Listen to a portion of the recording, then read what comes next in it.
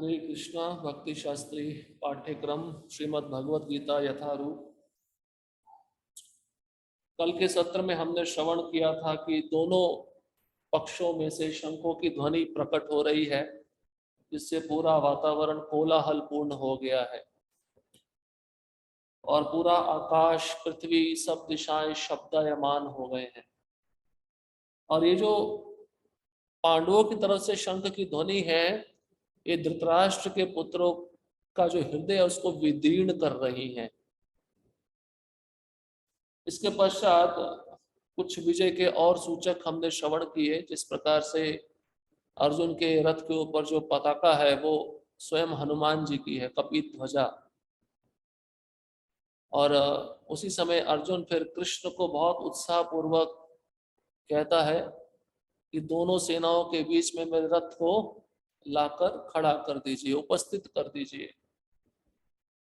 तो भगवान तुरंत अर्जुन की आज्ञा का पालन करते हैं। तो प्रभुपाद जी तात्पर्य में लिखते हैं कि भगवान को बहुत अच्छा लगता है अपने भक्तों की सेवा करना या उनकी आज्ञा का पालन करना। जैसे भक्त बहुत उत्साही होते हैं भगवान की सेवा के लिए, वैसे भगवान भी बहुत उत्साह दिखाते हैं अपने भक्तों की सेवा पूर्ण करने के लिए। तो कृष्ण ने ज्यादा देरी नहीं लगा दी, उस रथ को दोनों सेनाओं के बीच में लाकर खड़ा कर दिया, क्योंकि अर्जुन ने कहा था कि मैं देखना चाहता हूं कि मेरे साथ कौन कौन युद्ध करने आया है और किस प्रकार से मुझे अनेक योद्धाओं के साथ युद्ध करते हुए क्या क्या क्या योजनाएं बनानी है। और मुख्य रूप से भगवान ने रथ को भीष्म पितामह और द्रोणाचार्य के रथ के सामने लाकर खड़ा किया। और फिर भगवान बोले, देखो अर्जुन, तुम्हें किन किन के साथ युद्ध करना है, यहाँ पे उपस्थित सभी गुरुओं को देख लो। तो अर्जुन जब देखता है, अर्जुन को उसमें अपने पिता के समान योद्धा दिखाई देते हैं, अपने भाई दिखाई देते हैं, अपने पुत्र दिखाई देते हैं, अपने ससुर दिखाई देते हैं। और इस प्रकार से अनेक स्वजनों को, अनेक संबंधियों को जब अर्जुन देखता है तो उसका हृदय करुणा में अभिभूत हो जाता है, करुणा से भर जाता है। यहां से अर्जुन के युद्ध ना करने के लक्षण प्रकट होते हैं। मुख्य रूप से हमने कल एक लक्षण पे चर्चा किया था, अर्जुन युद्ध क्यों नहीं करना चाहता है।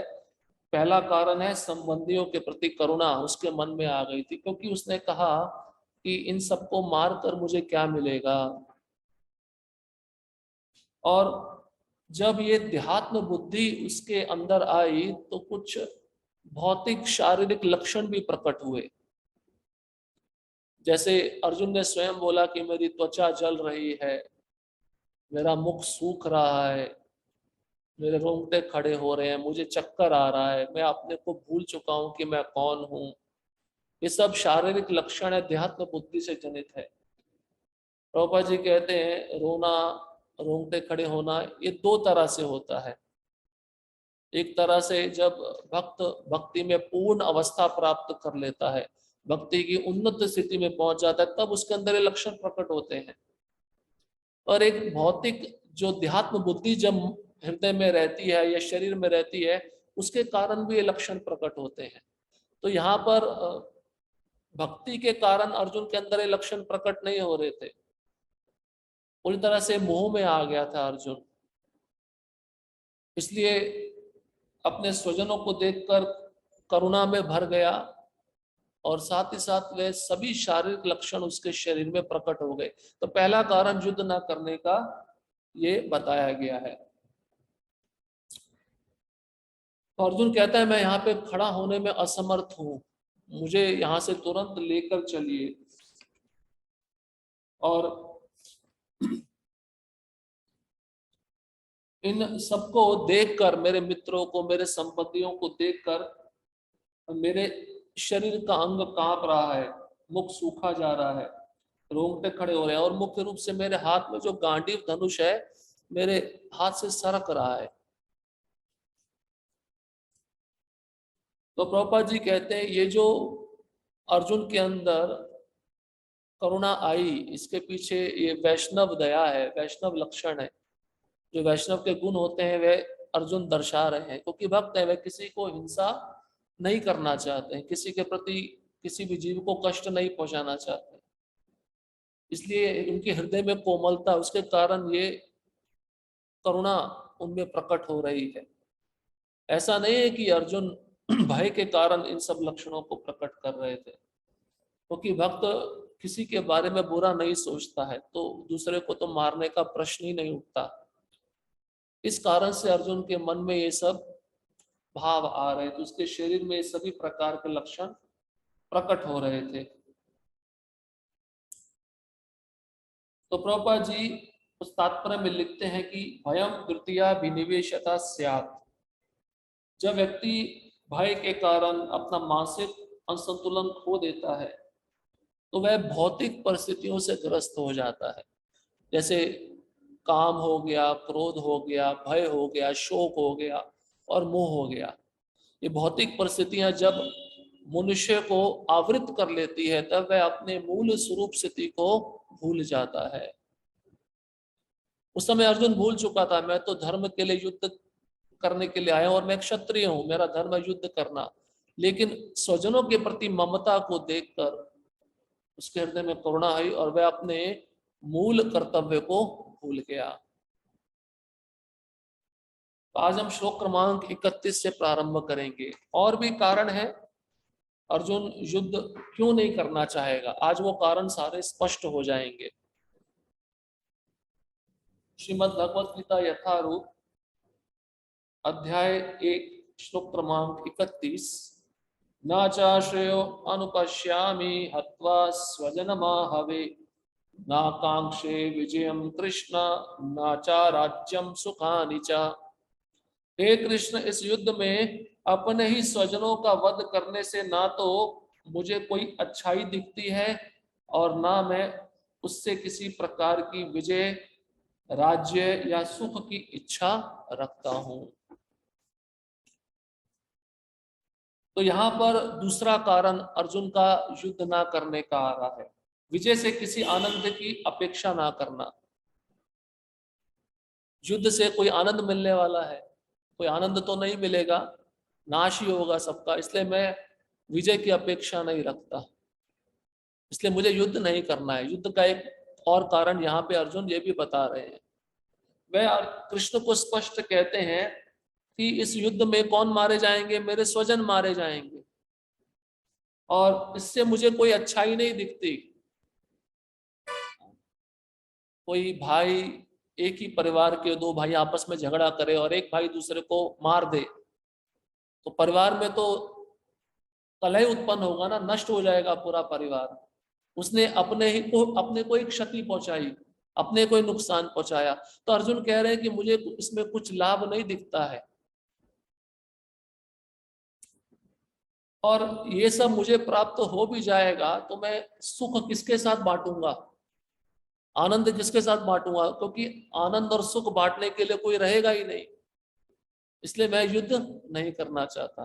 तो प्रभुपाद जी तात्पर्य में बताते हैं, ये जाने बिना कि मनुष्य का स्वार्थ विष्णु या कृष्ण में है, सारे बद्धजीव शारीरिक संबंधों के प्रति यह सोचकर आकर्षित होते हैं कि वे ऐसी परिस्थितियों में प्रसन्न रहेंगे।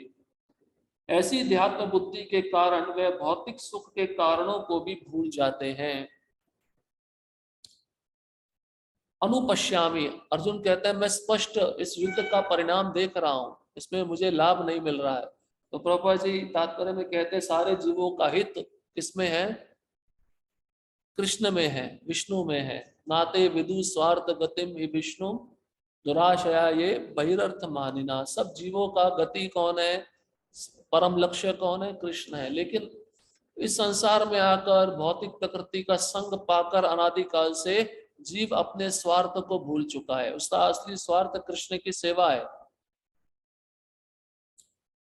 अब बद्ध जीव प्रकृति के 3 गुणों का संग करता है तो देहात्म बुद्धि प्रकट होती है, शारीरिक संबंधों के प्रति उसका आकर्षण बढ़ता है और ऐसी परिस्थितियों में वो प्रसन्न रहता है। अब अर्जुन क्या सोच रहा है मैं युद्ध नहीं करूंगा तो मैं खुश रहूंगा, इनको मारना नहीं पड़ेगा। ऐसी ध्यात्म बुद्धि के कारण वे भौतिक सुख के कारणों को भी भूल जाते हैं। अर्जुन तो क्षत्रिय का नैतिक धर्म भी भूल गया था। कहा जाता है कि दो प्रकार के मनुष्य परम शक्तिशाली तथा जाज्वल्यमान सूर्य मंडल में प्रवेश करने के योग्य होते हैं। यह है एक तो क्षत्रिय जो कृष्ण की आज्ञा से युद्ध में मरता है, तथा दूसरा सन्यासी जो आध्यात्मिक अनुशीलन में लगा रहता है। तो दो प्रकार के जीव हैं जिनको आध्यात्मिक गति प्राप्त होती है, उच्च गति प्राप्त होती है। पहला कौन है? जो क्षत्रिय युद्ध में कभी भी पीठ नहीं दिखाता, और युद्ध करते समय अगर वह मृत्यु को भी प्राप्त हो जाए तो उसको वीर गति प्राप्त होती है। वीर गति को वह प्राप्त होकर उच्च लोकों में प्रवेश करता है। और दूसरा सन्यासी है जो अपने कर्तव्य को निभा रहा है, एक स्थान पे न रहकर अनेक स्थानों में जाकर भगवान के संदेश का प्रचार कर रहा है। तो ये दोनों प्रकार के लोग उच्च लोकों में गति पाने के इच्छुक रहते हैं। अर्जुन अपने शत्रुओं को भी मारने से विमुख हो रहा था। अब उसको संबंधी दिख रहे, अपने शत्रु नहीं दिख रहे, क्योंकि इन्होंने क्या किया था पांडवों के साथ? इनको मारने का प्रयत्न ही किया था ना। आगे आएगा 6 प्रकार के आतताई होते हैं, उनको मृत्यु दंड मिलना चाहिए। तो अर्जुन भूल गया इन्होंने हमें मारने का प्रयास किया था। अब इनको शत्रु के रूप में ना देखते हुए स्वजन के रूप में देख रहा है। भूल चुका है, अपना धर्म भी भूल चुका है। अपने संबंधियों की बात तो छोड़ दे, वह सोचता है कि स्वजनों को मारने से उसे जीवन में सुख नहीं मिल सकेगा, अतः वह लड़ने के लिए इच्छुक नहीं है। जिस प्रकार की भूख ना लगने पर कोई भोजन बनाने को तैयार नहीं होता, उसने तो वन जाने का निश्चय कर लिया है, वह जहां वह एकांत में निराशापूर्ण जीवन काट सके। अर्जुन क्षत्रिय होकर अपना धर्म भी भूल चुका है और कहता है कि मैं भिक्षुक बन के भीख मांगकर खा लूंगा, जंगल में एकांत स्थान में जाकर अपना जीवन व्यतीत कर लूंगा, लेकिन इनको मारूंगा नहीं, युद्ध नहीं करूंगा, अपने क्षत्रिय धर्म का पालन नहीं करूंगा। किंतु क्षत्रिय होने के नाते उसे अपने जीवन निर्वाह के लिए राज्य चाहिए, क्योंकि क्षत्रिय कोई अन्य कार्य नहीं कर सकता। हर व्यक्ति का स्वभाव होता है ना, वह अपना स्वभाव लेकर जन्म लेकर आया है। तो किसी का क्षत्रिय स्वभाव है, किसी का ब्राह्मण स्वभाव है, ये गुणों के द्वारा पता चल जाता है। जैसे शास्त्र में बताया गया है, जो ब्राह्मण होता है वह सत्व गुण में रहता है, ज्यादा मात्रा में सत्व गुण रहता है, लेकिन थोड़ा सा रजोगुण उसमें रहेगा। उसके बाद में क्षत्रिय आता है, क्षत्रिय के पास में रजोगुण ज्यादा होता है, लेकिन तमोगुण थोड़ा कम रहता है। उसके बाद में वैश्य आता है, तो वैश्य के पास में रजोगुण ज्यादा रहता है और तमोगुण थोड़ा सा रहता है, और जो शूद्र होता है वो पूरा तमोगुण में रहता है। तो गुण के अनुसार व्यक्ति की वस्तु स्थिति को हम पहचान सकते हैं। तो यहाँ पर अर्जुन क्षत्रिय है, तो क्षत्रिय के अंदर सहनशीलता नहीं होती, ब्राह्मण के अंदर सहनशीलता होनी चाहिए। इसलिए ब्राह्मण का एक गुण होता है तितिक्षव का। तितिक्षव का मतलब सहनशीलता, लेकिन क्षत्रिय से अपेक्षा की जाए कि सहनशील हो जाए, संभव ही नहीं है। आप ध्रुव महाराज का चरित्र देखिए। ध्रुव महाराज जब जा रहे थे जंगल की तरफ, तो नारद मुनि ने उपदेश दिया छोटे बालक को, घर चले जाओ, अभी खेलने कूदने के दिन है, तपस्या तो बड़े बड़े ऋषि करते हैं। वो क्रोध आ गया, वो कि क्षत्रिय कौन है अंदर। उन्होंने कहा मैं भगवान को प्राप्त करने के लिए जा रहा हूं, अगर आप मुझे कुछ मदद कर सकते तो करिए, नहीं तो मेरे मार्ग में मत आइए। क्षत्रिय को सहनशीलता नहीं होती है। अब यहाँ पे बताते हैं कि अर्जुन अपने जीवन निर्वाह करने के लिए क्षत्रिय धर्म को छोड़कर भिक्षुक बनने के लिए तैयार है, लेकिन उसका स्वभाव, उसका गुण उसको ये करने नहीं देगा। क्योंकि क्षत्रिय को क्या करना पड़ता है? किसी पे शासन करना पड़ता है। एडमिनिस्ट्रेटिव डिपार्टमेंट रहता ना, उसमें पद होते हैं, उन लोगों के नीचे कई लोग नियुक्त किए जाते हैं जिनको वह शासन करते हैं। तो ऐसे गुण वाला व्यक्ति बिना शासन के रह नहीं सकता है। अगर वह कृत्रिम रूप से अपने स्वभाव को त्यागने का प्रयत्न भी करेगा तब भी ये संभव नहीं है, क्योंकि कहीं ना कहीं उसका स्वभाव प्रकट हो जाएगा। तो यहां पर क्षत्रियो को थोड़ा लोग चाहिए होते हैं, थोड़ा जमीन चाहिए होती है उस पर शासन करने के लिए। किंतु अर्जुन के पास राज्य कहाँ है? उसके लिए तो राज्य प्राप्त करने का एकमात्र अवसर है कि अपने बंधु बांधवों से लड़कर अपने पिता के राज्य का उत्तराधिकार प्राप्त करे, जिसे वह करना नहीं चाह रहा है। इसलिए वह अपने को जंगल में एकांतवास करके निराशा का एकांत जीवन बिताने के योग्य समझता है। तो अर्जुन कहता है कि भिक्षा मांगकर मैं खा लूंगा लेकिन युद्ध नहीं करूंगा। तो क्षत्रिय कभी ब्राह्मण बन सकता है? क्षत्रिय ब्राह्मण नहीं बन सकता है। हाँ, आपातकालीन स्थिति हो तब ठीक है। ब्राह्मण क्षत्रिय भी बन सकता है, वैश्य भी बन सकता है, लेकिन शूद्र नहीं बन सकता। निचले वर्ग के, जो निम्न श्रेणी का वर्ग है, वर्ण है, वह उच्च श्रेणी में नहीं जा सकता, लेकिन उच्च श्रेणी का ब्राह्मण आपातकालीन स्थिति में क्षत्रिय बन सकता है। परशुराम वे ब्राह्मण थे लेकिन क्षत्रियों की तरह उन्होंने कार्य किया, उदाहरण है।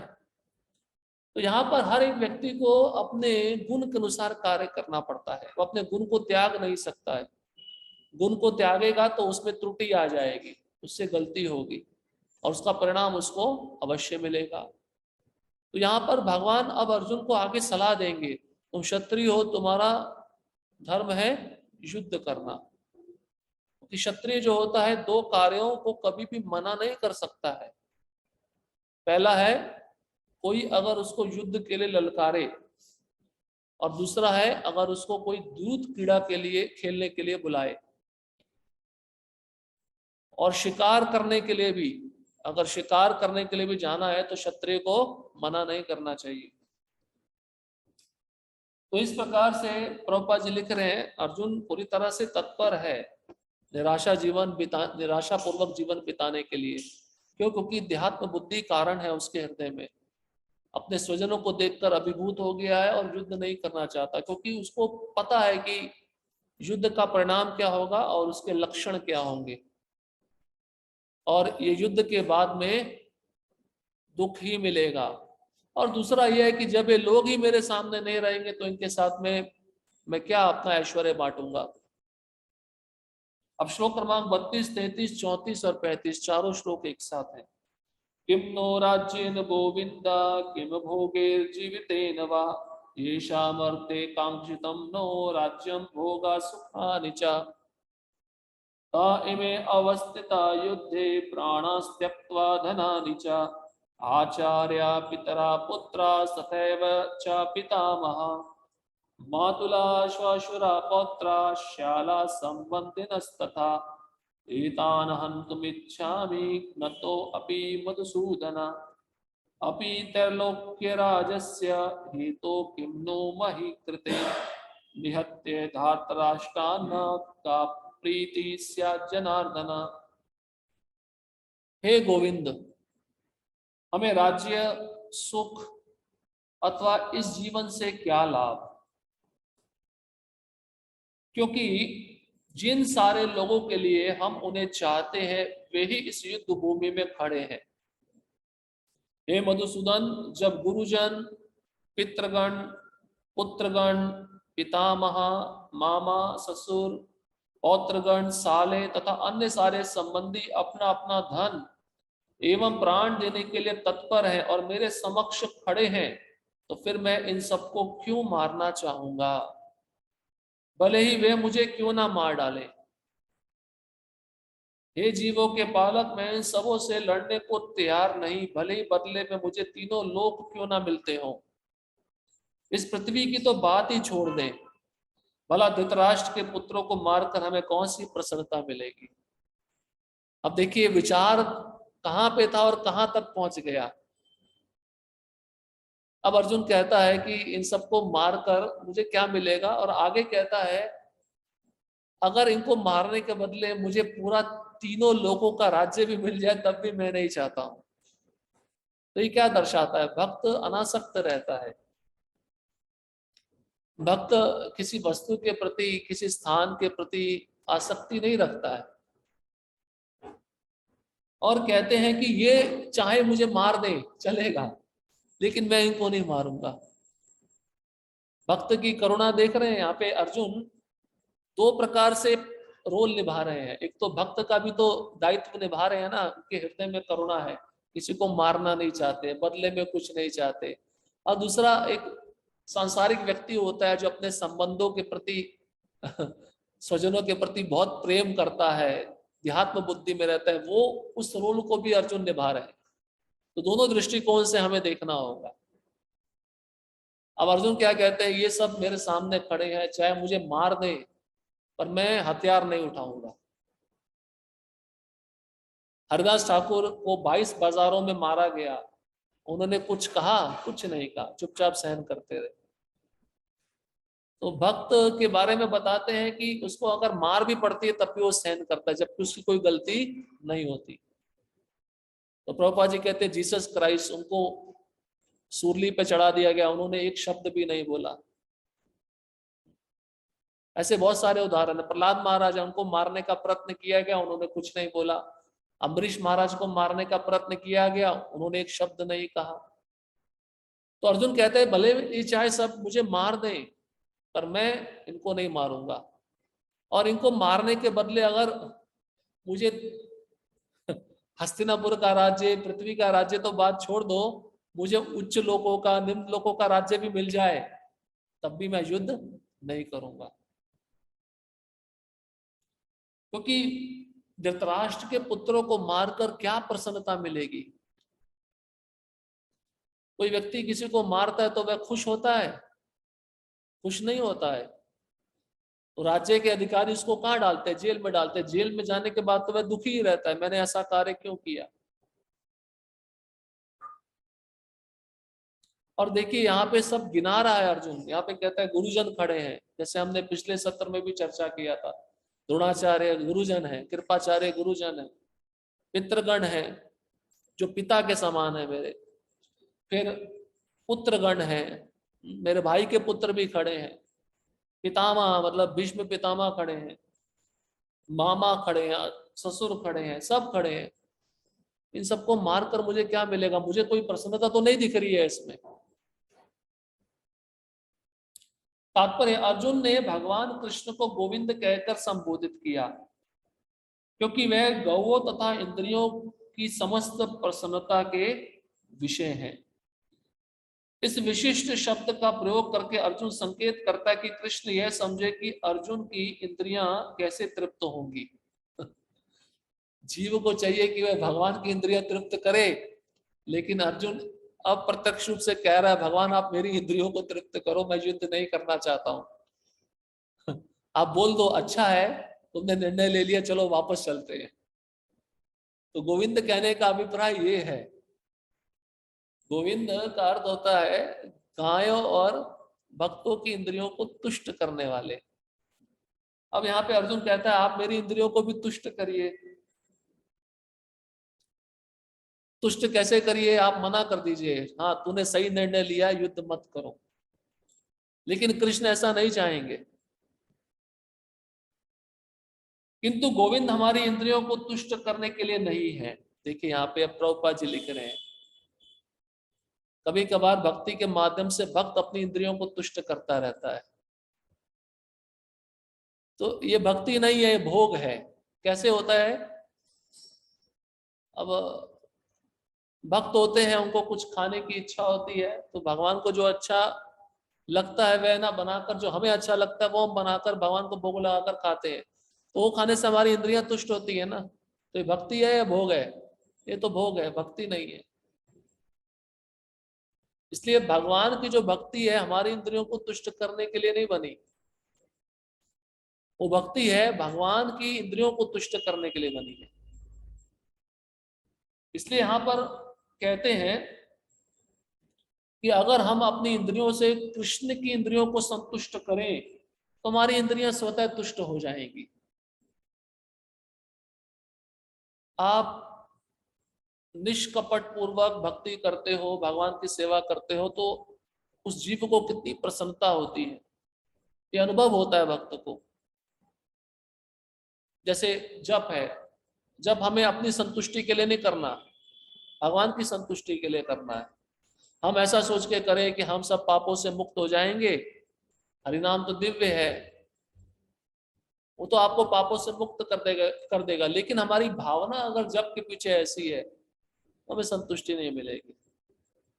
हमें जब इस उद्देश्य से करना चाहिए कि भगवान का नाम प्रेम से पुकारा जाए, क्योंकि हम उनके दास हैं। अब प्रेम से कोई सेवक अपने स्वामी का नाम पुकारता है तो स्वामी प्रसन्न होता है। जब ये भावना हमारे मन में रहेगी नाम जप के पीछे, तो नाम लेने में हमें अधिक आनंद आएगा।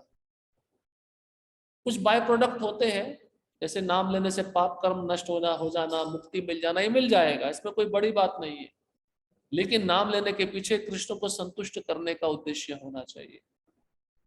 जैसे गोपियों ने किया, गोपियों ने अपनी इंद्रियों से कृष्ण को संतुष्ट किया।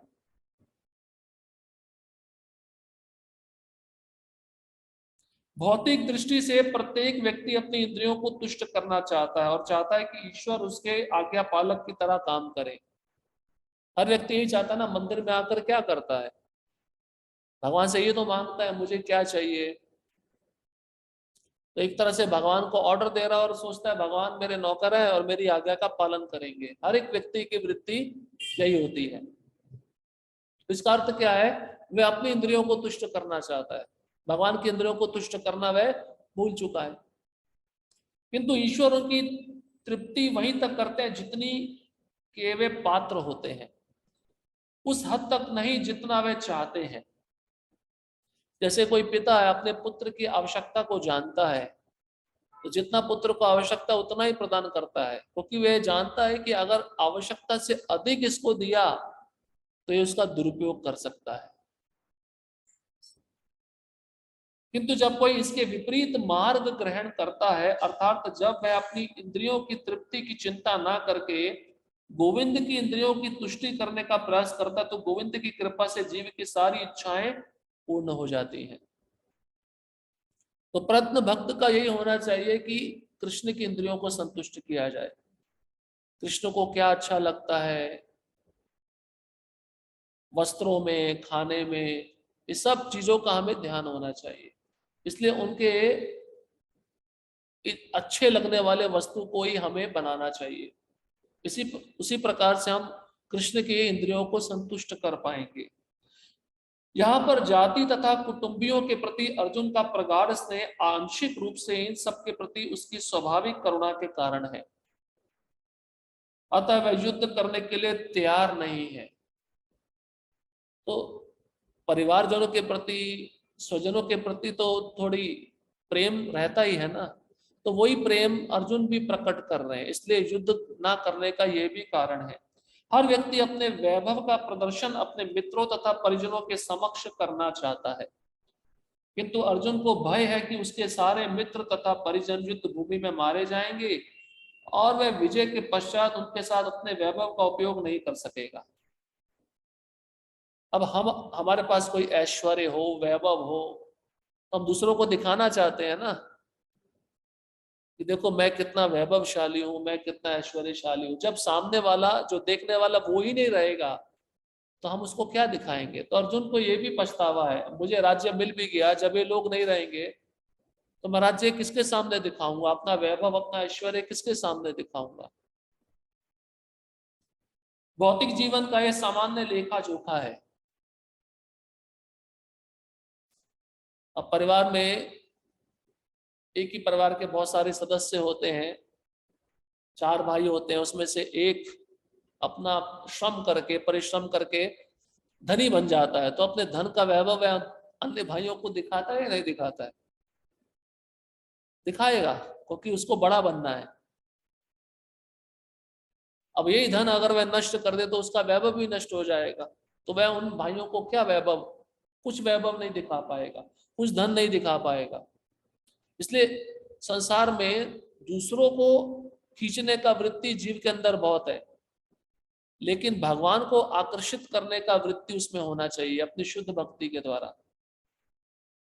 किंतु आध्यात्मिक जीवन इससे सर्वथा भिन्न होता है। चूंकि भक्त भगवान की इच्छाओं की पूर्ति करना चाहता है, अतः भगवत इच्छा होने पर वह भगवान की सेवा के लिए सारे ऐश्वर्य स्वीकार कर सकता है। किंतु यदि भगवत इच्छा ना हो तो वह एक पैसा भी ग्रहण नहीं करता। अब भगवान की इच्छा है तो भक्त सारा संसार का ऐश्वर्य स्वीकार कर लेगा, और सारे ऐश्वर्य को स्वीकार करके क्या करेगा, भगवान की सेवा में लगाएगा। और अगर भगवान की इच्छा नहीं है कि वह भक्त कोई भी ऐश्वर्य स्वीकार ना करे, तो भक्त उसको छूता भी नहीं है। तो प्रभुपाद जी कहते हैं ये संस्था हमने 40 रुपए से शुरू की थी, तो इस संस्था का आज ऐश्वर्य 40,000 करोड़ के समान है। तो प्रभुपाद जी ने सारा ऐश्वर्य कृष्ण की सेवा में ही लगाया।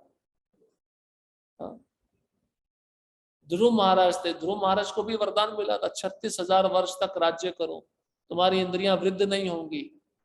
तो ध्रुव महाराज ने भी सारा ऐश्वर्य भगवान की सेवा में लगाया। और अगर भगवान नहीं चाहते कि भक्त कोई भी ऐश्वर्य स्वीकार करे, तो वह भक्त एक पैसे को भी स्पर्श नहीं करता। ये कैसे पता चलता है? मान लो कोई भक्त डोनेशन मांगने गया है और उसे डोनेशन नहीं मिला, तो समझ जाना चाहिए भगवान की इच्छा नहीं है, कुछ मेरे अंदर कमी है।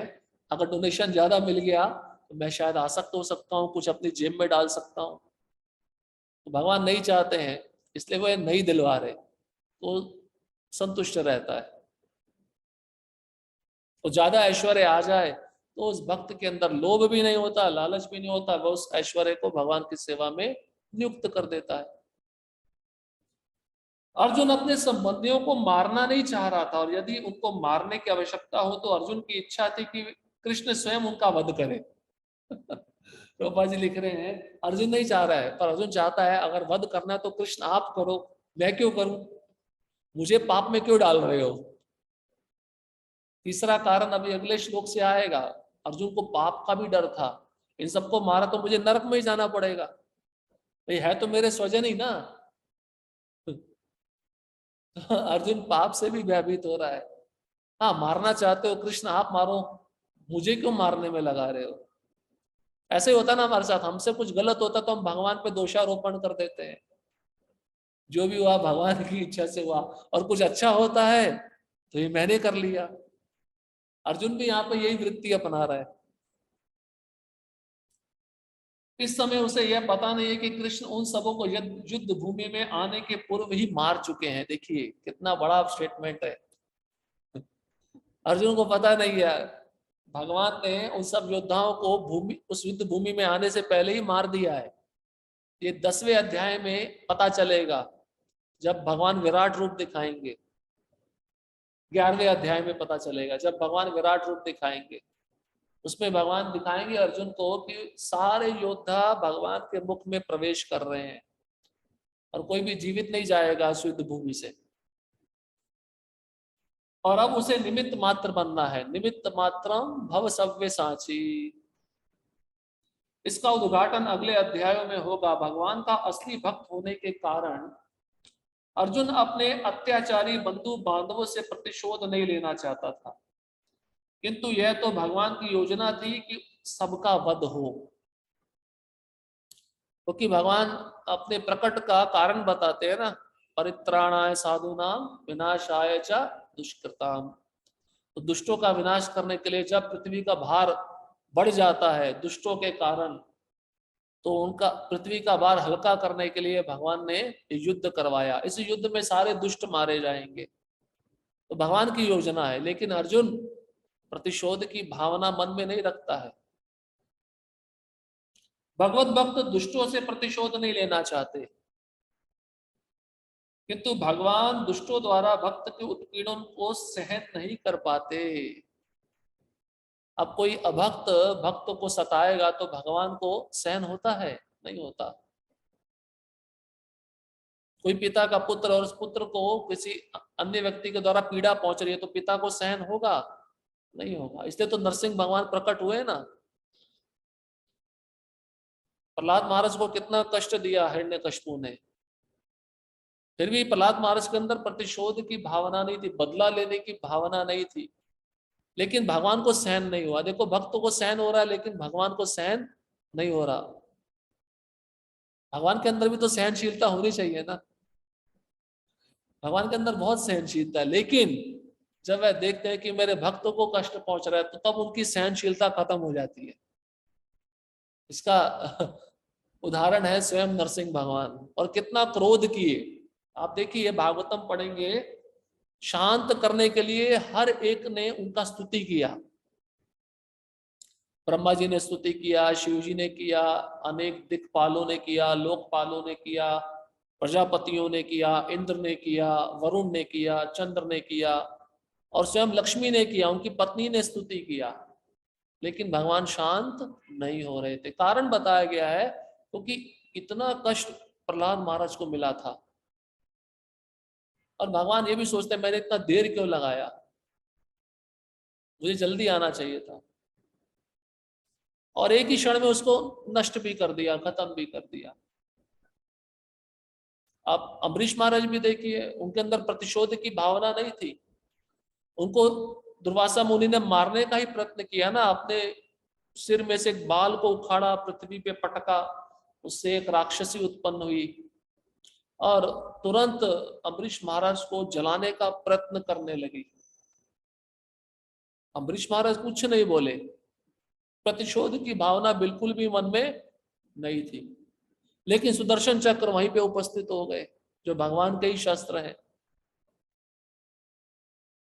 तो भक्त को कितना भी पीड़ा पहुंचाया जाए, लेकिन भक्त बदले में प्रतिशोध की भावना नहीं रखता। लेकिन भगवान उस भक्त के कष्ट को सहन नहीं कर पाते। भगवान ऐसा सोचते हैं कि जब मेरे भक्तों को कष्ट मिल रहा है तो मुझे ही कष्ट मिल रहा है। हरदास ठाकुर को जब 22 बाजारों में मारा जा रहा था, और जब अष्ट प्रहरीय लीला हुई, तो हरिदास ठाकुर को सभी भक्तों ने बुलाया, और चैतन्य महाप्रभु ने अपना पीठ दिखाया और कहा, जो 22 बाजारों में आपको मारा गया था वो सारे कोड़े मैंने अपने शरीर पे लिए, इसलिए आपको दर्द नहीं हो रहा था। तो भक्त का जो भी कष्ट होता है, जो भी संकट होता है, भगवान अपने ऊपर ले लेते हैं। क्यों? क्योंकि प्रेम है।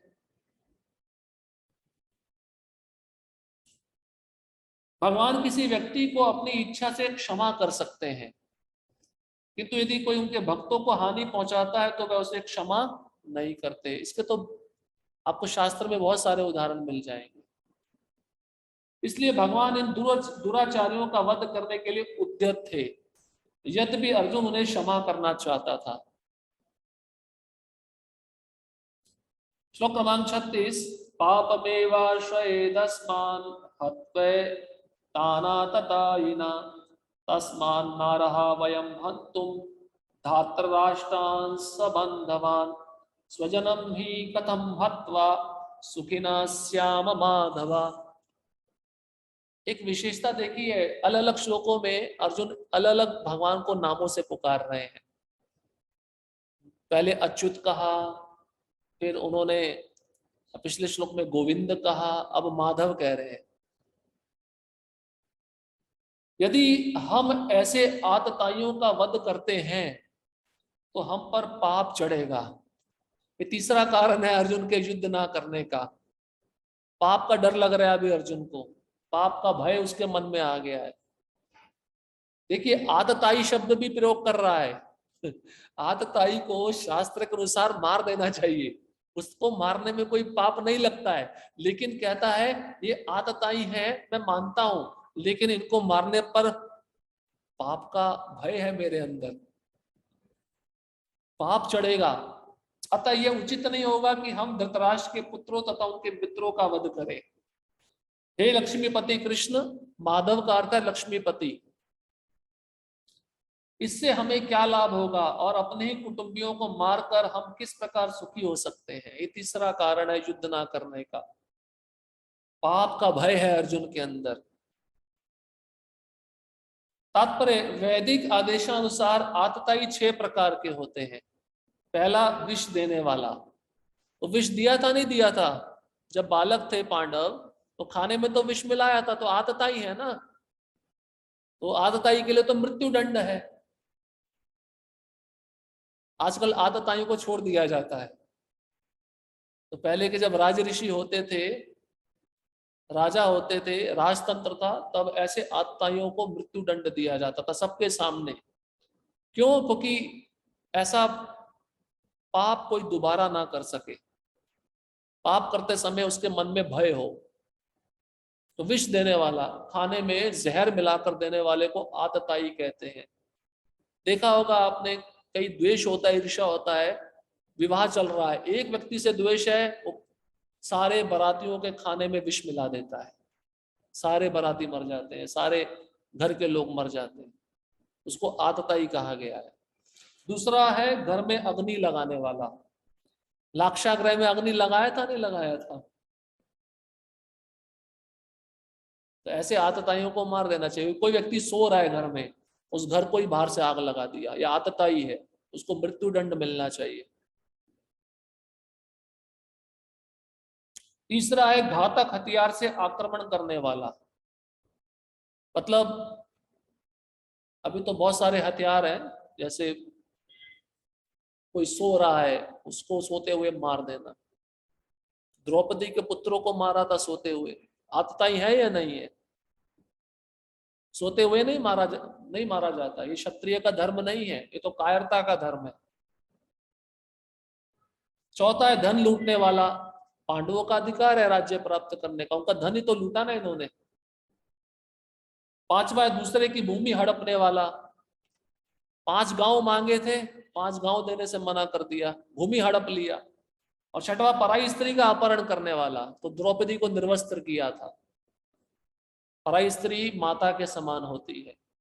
तो 6 के 6 आतताई ये पूर्वों में थे। दुर्योधन ये सारा पाप कर चुका था, इसलिए ये मरने के ही योग्य था। लेकिन अर्जुन कहता है मैं नहीं मारूंगा। दया करुणा उस भक्त के अंदर। ऐसे आतताइयों का तुरंत वध कर देना चाहिए, क्योंकि इनके वध से कोई पाप नहीं लगता। शास्त्र में ये बात निहित है। ऐसा व्यक्ति अगर 6 प्रकार का दुष्कर्म किया है तो उसके लिए मृत्यु ही दंड है। कारण बताते हैं, अगर उसको खुला छोड़ दिया तो उसको अपने इस दुष्कर्मों का फल अगले जन्म में भोगना पड़ेगा, और इस जन्म में अगर उसको मृत्यु मिल जाती है तो सब पाप कर्मों के फल से वह मुक्त हो जाता है। आतताइयों का इस तरह वध करना किसी सामान्य व्यक्ति को शोभा दे सकता है, किंतु अर्जुन कोई सामान्य व्यक्ति नहीं है, वह स्वभाव से साधु है। देखिए पहले भी बताया, 2 कैरेक्टर है यहाँ पर अर्जुन के, एक साधु स्वभाव है और एक सामान्य व्यक्ति की तरह भी दिखा रहा है। अतः वह उनके साथ साधुवत व्यवहार करना चाहता था। देखिए कितनी सहनशीलता है, कोई भक्त के अंदर सहनशीलता की सीमा नहीं है। देखिए इतना सब होने के बाद भी वह कहता है मैं इनको नहीं मारूंगा। इसलिए भागवतम में एक श्लोक आता है, जब शमिक ऋषि के पुत्र श्रृंगी ने श्राप दिया परीक्षित महाराज को, तो वहां पे शमिक ऋषि अपने पुत्र को उपदेश देते, तुमने बहुत गलत किया।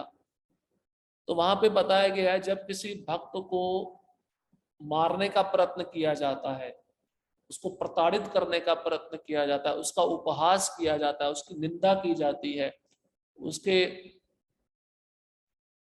उसका उसके पश्चात उसको अनेक प्रकार से मारने का भी प्रयत्न किया जाता है, फिर भी वो बदले की भावना नहीं रखता।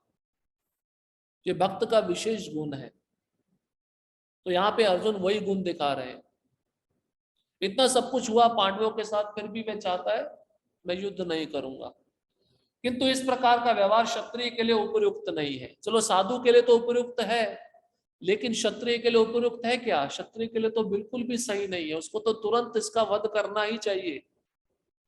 यद्यपि राज्य के प्रशासन के लिए उत्तरदायी व्यक्ति को साधु प्रवृत्ति का होना चाहिए, इसलिए पहले के राजाओं को क्या कहते थे? राज ऋषि। राजा प्लस ऋषि, तो राजा भी होते थे, ऋषि भी होते थे। किंतु उसे कायर नहीं होना चाहिए। अब राजा कायर हो गया तो क्या होगा, आतताई बढ़ जाएंगे राज्य में और राज्य उसका ठीक से चल नहीं पाएगा। इसलिए आप देखिए परीक्षित महाराज जब उन्होंने देखा कि एक शूद्र राजा का वेश बनाकर गाय को मार रहा है, हाँ?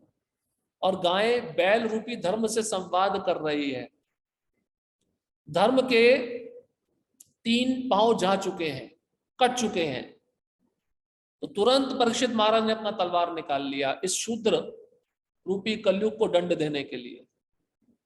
अगर वहां पे इसको वे छोड़ देते तो क्या परिणाम होता, ये तो अपना उपद्रव मचाता। लेकिन वहां पर जब इसने देखा कि अभी मेरे लिए बचने का कोई पर्याय नहीं है, तो अच्छा है कि उनको शरणागत हो जाऊं, तो शरणागत हो गया परीक्षित महाराज को। तो परीक्षित महाराज तुरंत वध ही करने वाले थे उसका, मेरे राज्य में तुम गायों को कैसे मार रहे हो। और अभी क्या चल रहा है, गायों के लिए कसाई खाना खुला हुआ है, गाय का मांस पूरे दुनिया में जाता है और भारत इसका सबसे बड़ा एक्सपोर्टर है।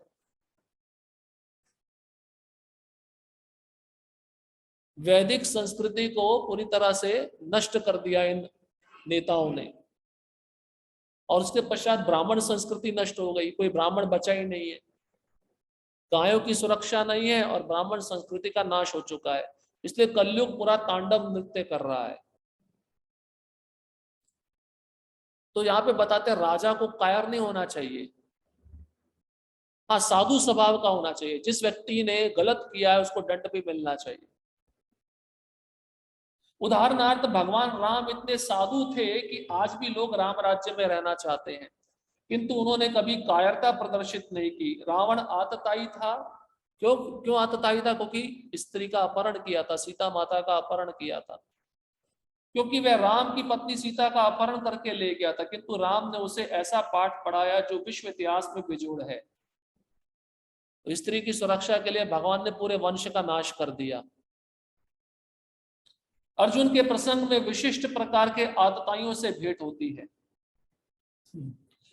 ये है इस उसके निजी पितामह। देखो आतताई जो कार्य कर रहा है वो तो आतताई है ही, जो आतताइयों का साथ दे रहा है वो भी आतताई कहलाता है। मांस खाने वाला वही पापी नहीं है, मांस को काटने वाला, मांस को बेचने वाला, मांस को पकाने वाला, मांस को इधर से उधर ले जाने वाला, ये सभी उस पाप में भागीदार हैं और इनको एक जैसा ही दंड मिलेगा। इसलिए यहाँ पे बताया भीष्म पितामह भी आतताई हैं, क्योंकि जब द्रौपदी निर्वस्त्र की जा रही थी तब वे चुप बैठे थे। आचार्य, आचार्य कौन, द्रोणाचार्य, कृपाचार्य, ये भी आतताई है, क्योंकि दुर्योधन जैसे आतताई का इन्होंने साथ दिया।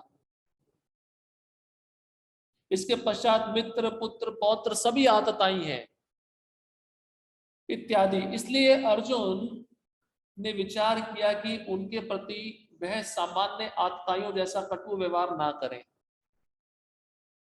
इसके अतिरिक्त साधु पुरुषों को तो क्षमा करने की सलाह दी जाती है। साधु पुरुषों के लिए ऐसे आदेश किसी राजनीतिक आपातकाल से अधिक महत्व रखते हैं। अब आपातकालीन स्थिति, युद्ध का समय तो मारना चाहिए, लेकिन अभी अर्जुन साधु बनकर जो साधु का लक्षण है वो प्रकट कर रहा है कि इनको क्षमा कर देना ही अच्छा है। इसलिए अर्जुन ने विचार किया कि राजनीतिक कारणों से स्वजनों का वध करने की अपेक्षा धर्म तथा सदाचार की दृष्टि से उन्हें क्षमा कर देना श्रेयस्कर होगा। साधु जैसा व्यवहार है तो उसको क्षमा कर देना है। अभी राजनीतिक परिप्रेक्ष्य को साइड पे रख दो, लेकिन साधु जैसा व्यवहार करना है तो इनको क्षमा कर देना अच्छा है। इसमें अर्जुन की अपनी इंद्रिय तृप्ति है। ये जो अर्जुन कारण बता रहा है युद्ध ना करने के, ये क्या है, अर्जुन की अपनी इंद्रिय तृप्ति है। तो भक्त भी भगवान के पास में रहकर अपनी इंद्रिय तृप्ति करता है।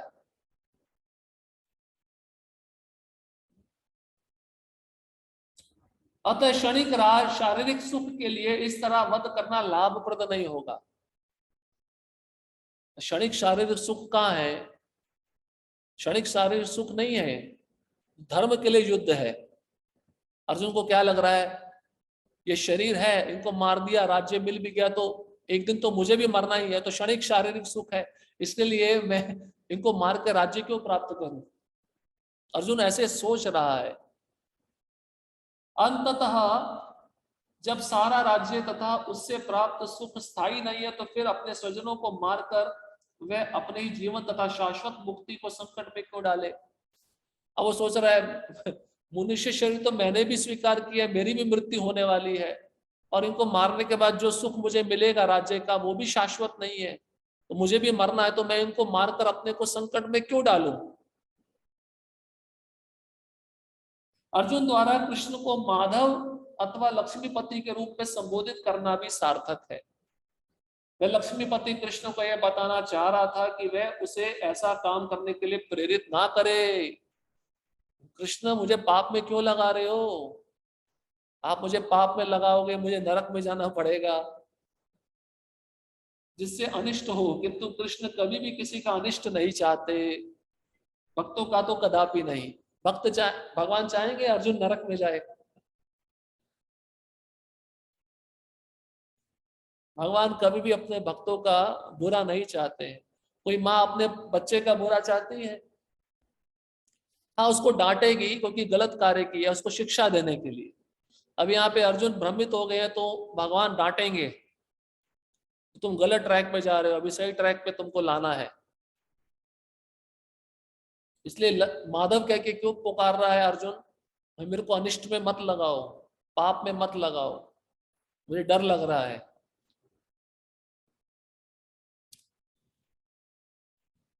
श्लोक क्रमांक 37 और 38। यद्यपेते न पश्यन्ति लोभोपहत चेतसा कुलक्षय कृतं दोषं मित्रद्रोहे च पातकम् कथं नागेयमस्माभिः पापादस्मा निवर्तितुम् कुलक्षय कृतं दोषं प्रपश्यति जनार्दन। अब देखिए एक और नाम पुकारता है, हे जनार्दन।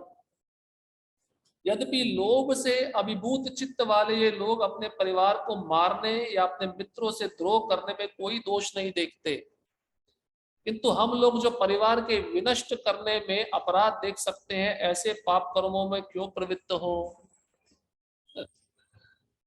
अर्जुन कहता है मुझे पता है ये लोभी हैं, ये मित्रों में द्रोह पैदा कर रहे हैं, मुझे मुझे पता है इनके लक्षण क्या है। इनके अंदर दूसरों में देखने के दोष नहीं है, लेकिन मुझे तो परिणाम दिख रहा है। जैसे कोई व्यक्ति ज्ञान में बैठा हो और उसको सब चीजें पता हो और सामने वाला व्यक्ति अज्ञान में हो, तो ज्ञानी व्यक्ति तो जानता है ना कि बुरे कर्म का क्या परिणाम होगा, लेकिन अज्ञानी व्यक्ति नहीं जानता है, वो तो अपना कार्य करने में उत्सुक रहता है। तो अर्जुन कह रहा है ये सब लोभ से अभिभूत हैं, इनको राज्य चाहिए, इनको कोई फर्क नहीं पड़ता है, अपने मित्रों को मार दे, स्वजनों को मार दे, इनको चलेगा, लेकिन मुझे नहीं चलता है। तो मैं ऐसे पाप कर्म में क्यों लगूं।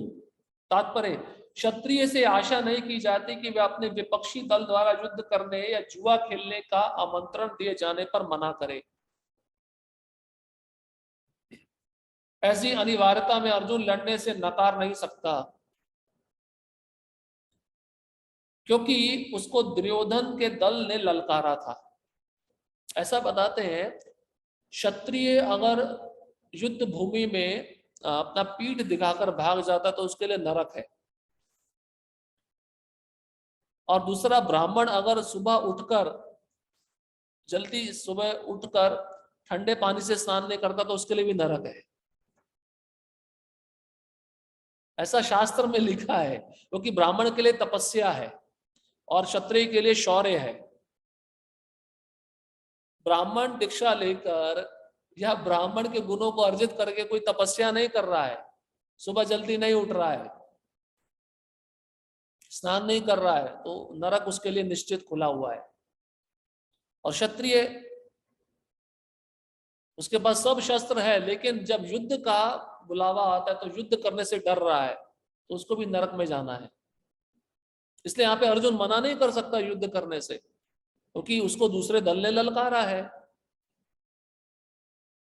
इस प्रसंग में अर्जुन ने विचार किया कि हो सकता है कि दूसरा पक्ष इस ललकार के परिणामों के प्रति अनभिज्ञ हो।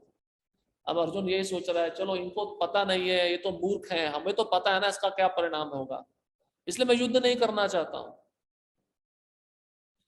किंतु अर्जुन को तो दुष्परिणाम दिखाई पड़ रहे थे, अतः वह इस ललकार को स्वीकार नहीं कर सकता। यदि परिणाम अच्छा हो तो कर्तव्य वस्तुतः पालनीय है, किंतु यदि परिणाम विपरीत हो तो हम उसके लिए बाध्य नहीं होते। इन पक्ष विपक्षों पर विचार करके अर्जुन ने युद्ध न करने का निश्चय किया। तो परिणाम अच्छा होता है किसी कार्य का तो व्यक्ति को करना चाहिए, और परिणाम अच्छा नहीं है तो बाध्य नहीं है, उसकी इच्छा पर निर्भर करता है वो करे या ना करे। अब अर्जुन ने ये देखा कि इसका परिणाम तो अच्छा नहीं है, इसलिए मुझे नहीं करना चाहिए, इसलिए वह युद्ध करने से मना कर रहा है। अब श्लोक क्रमांक 39 में चौथा कारण आ रहा है युद्ध ना करने का, कुल नाश के हानिकारक प्रभाव। अब अर्जुन देखिए क्या क्या कारण बताता है। कुलक्षये प्रणश्यन्ति कुलधर्मा सनातना, धर्मे नष्टे कुलम कृष्णम अधर्मो अभिभवत्युता। कुल का नाश होने पर सनातन कुल परंपरा नष्ट हो जाती है, और इस तरह शेष कुल भी अधर्म में प्रवृत्त हो जाता है। अब कुल के नाश होने का बहाना दिखा रहा है अर्जुन, कैसे भी करके कृष्ण ये सब सुनेंगे और टाल देंगे, बोलेंगे बिल्कुल सही है। अब अर्जुन कहता है कुल क्षय, कुल का नाश कैसे होता है, प्रणश्यन्ति मतलब कुल कैसे विनष्ट हो जाता है, जब परंपराएं नहीं की जाती। भाई घर में कोई बड़ा व्यक्ति होता है, वो सारे परंपराएं करता है, रीति रिवाज करता है, जो पिछले कई सालों से परिवार में चले आ रहे हैं। जब बड़ा व्यक्ति ही मर जाएगा युद्ध में तो उन परंपराओं को कौन चलाएगा, इससे कुल नाश हो जाता है। अर्जुन ये अभी बहाना दे रहा है, कुल नाश होता है, कुल की परंपराएं नष्ट हो जाती हैं, और जो कुल बचता है वो भी अधर्म में चला जाता है। कारण क्योंकि संस्कार नहीं होते। अब प्रभुपाद जी तात्पर्य में लिखते हैं, वर्णाश्रम व्यवस्था में धार्मिक परंपराओं के अनेक नियम हैं। वर्णाश्रम मतलब 4 वर्ण और 4 आश्रम। ब्राह्मण क्षत्रिय वैश्य शूद्र ये 4 वर्ण है, और ब्रह्मचारी गृहस्थ वानप्रस्थ संन्यास ये 4 आश्रम है। अब इसमें बहुत सारे नीति नियम होते हैं इन 4 वर्णों में, 4 आश्रमों में, जिनकी सहायता से परिवार के सदस्य ठीक से उन्नति करके आध्यात्मिक मूल्यों की उपलब्धि कर सकते हैं। ये गृहस्थ जीवन की बात हो रही है मुख्य रूप से, क्योंकि परिवार जो बनता है वो गृहस्थ आश्रम से ही बनता है।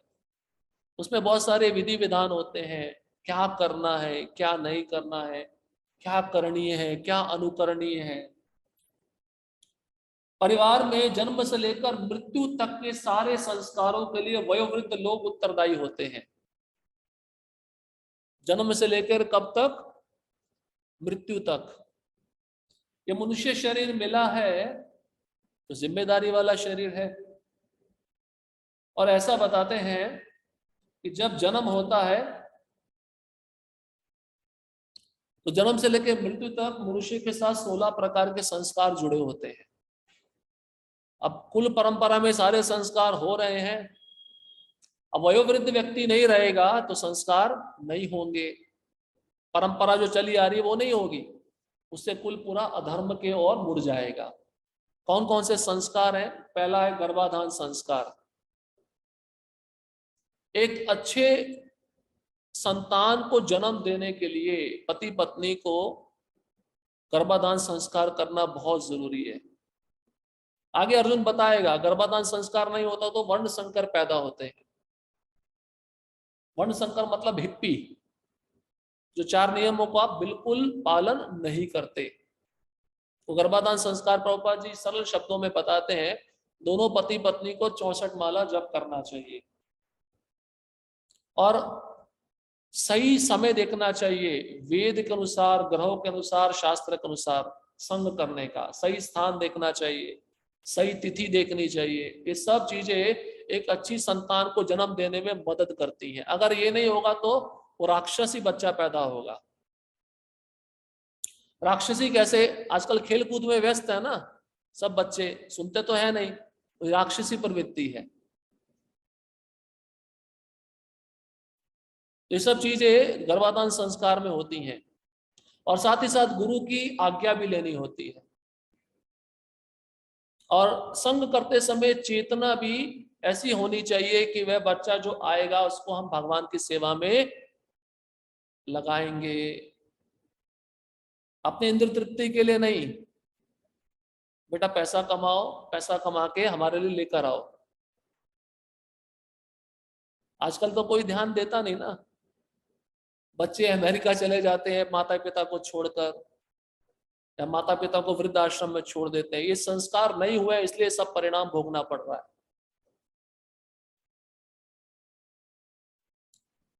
तो ये सब जप करते हुए, अच्छी चेतना में संग करते हुए, जब जीव, क्योंकि कृष्ण बोले हैं, आप हम भगवत गीता में आगे पढ़ेंगे, जो धर्म के अनुसार काम होता है वो मैं हूं।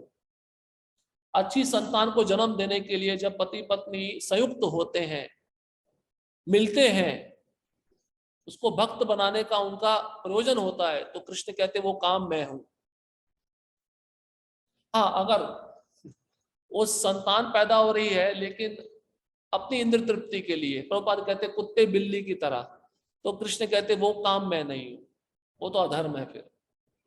तो गर्भाधान संस्कार सबसे पहले होना चाहिए। अब गर्भाधान संस्कार के बारे में किसी को कुछ भी पता नहीं है, भक्तों को ही पता नहीं है, तो बाहर के लोगों से क्या अपेक्षा की जाए। इसलिए माताएं जो भक्त होती हैं कभी कभार प्रश्न पूछती हैं, बच्चे हमारा सुनते नहीं है, और ये भक्त नहीं है। कारण यही है कि आप लोगों ने गर्भाधान संस्कार नहीं किया। इसलिए चेतना भी महत्वपूर्ण है, क्योंकि पति पत्नी जिस चेतना में संग कर रहे हैं वही चेतना उस आत्मा में जाएगी, और उसी चेतना को लेकर वह आत्मा एक शरीर धारण करती है और जन्म लेती है। इसलिए सबसे पहला गर्भाधान संस्कार है। दूसरा है पुंसवन संस्कार, जो गर्भ में ये 7वें महीने में संस्कार होता है। जब कोई बालक माता के गर्भ में 7वां महीने में पहुंच जाता है तो उसकी अच्छी सुरक्षा के लिए संस्कार किया जाता है। वैदिक मंत्रों का उच्चारण होता है इसमें, जिससे बच्चा स्वस्थ पैदा हो, बुद्धिमान पैदा हो, इसको कहते हैं पुंसवन संस्कार।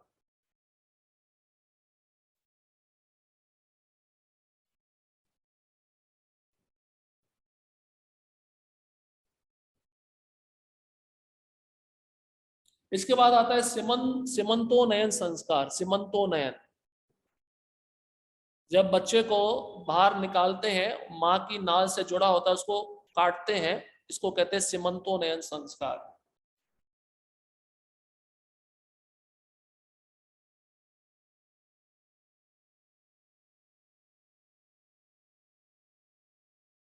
उसके बाद आता है जात कर्म संस्कार।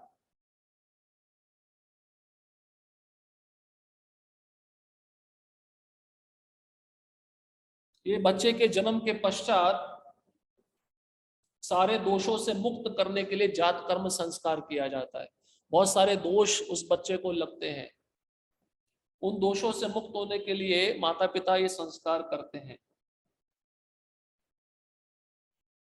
यज्ञ करते हैं, पूजा का आह्वान करते हैं, इसके द्वारा जात कर्म संस्कार किया जाता है। उसके बाद में नामकरण संस्कार होता है, जिसमें एक उसको नाम दिया जाता है। आजकल के नाम कैसे मिलते हैं आपने सुना होगा, बहुत अच्छे नाम मिलते हैं। तो नाम भी भगवान से संबंधित होना चाहिए।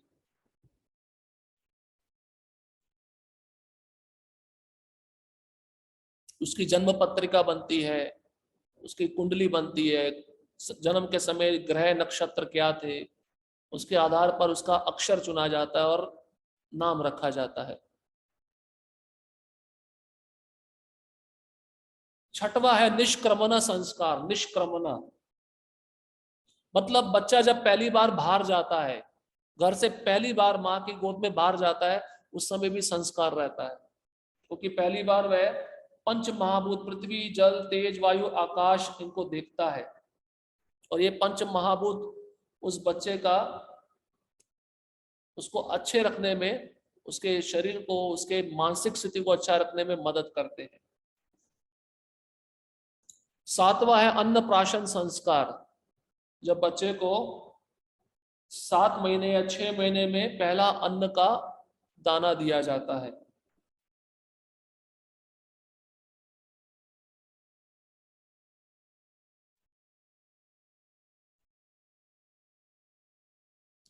उसके बाद आता है चौल संस्कार। चौल कहते हैं मुंडन, बालों को निकाला जाता है, उसका मुंडन किया जाता है, मुंडन संस्कार भी कह सकते हैं।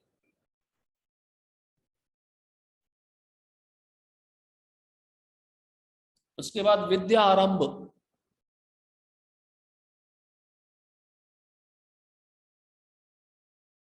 गुरुकुल में भेजा जाता है विद्या पढ़ाने के लिए।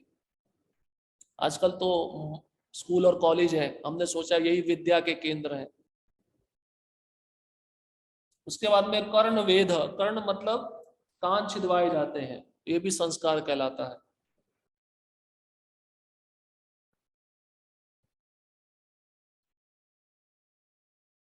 दस संस्कार हो गए। 11वां होता है उपनयन। उसको दीक्षा दी जाती है, जनेऊ पहनाया जाता है। फिर गुरुकुल में जो गुरु होते हैं उसको वेद पढ़ाते हैं, शास्त्र पढ़ाते हैं, उपनयन संस्कार।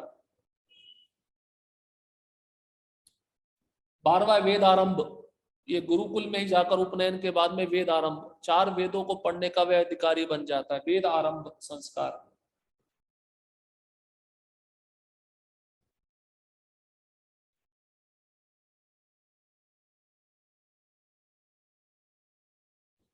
उसके बाद में 13वां संस्कार है केशनी संस्कार। ये जब गुरुकुल में बच्चा जाता है तो अपना हेड शेविंग करता है, शिखा रखता है, इसको केशनी संस्कार कहते हैं।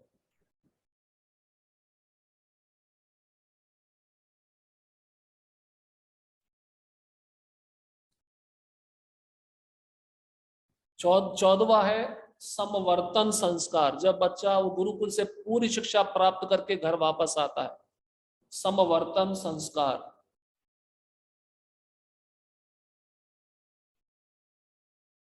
और 15वां संस्कार सबको अच्छा लगेगा, सब जानते हैं उसके बारे में। पता है कौन सा है? विवाह संस्कार।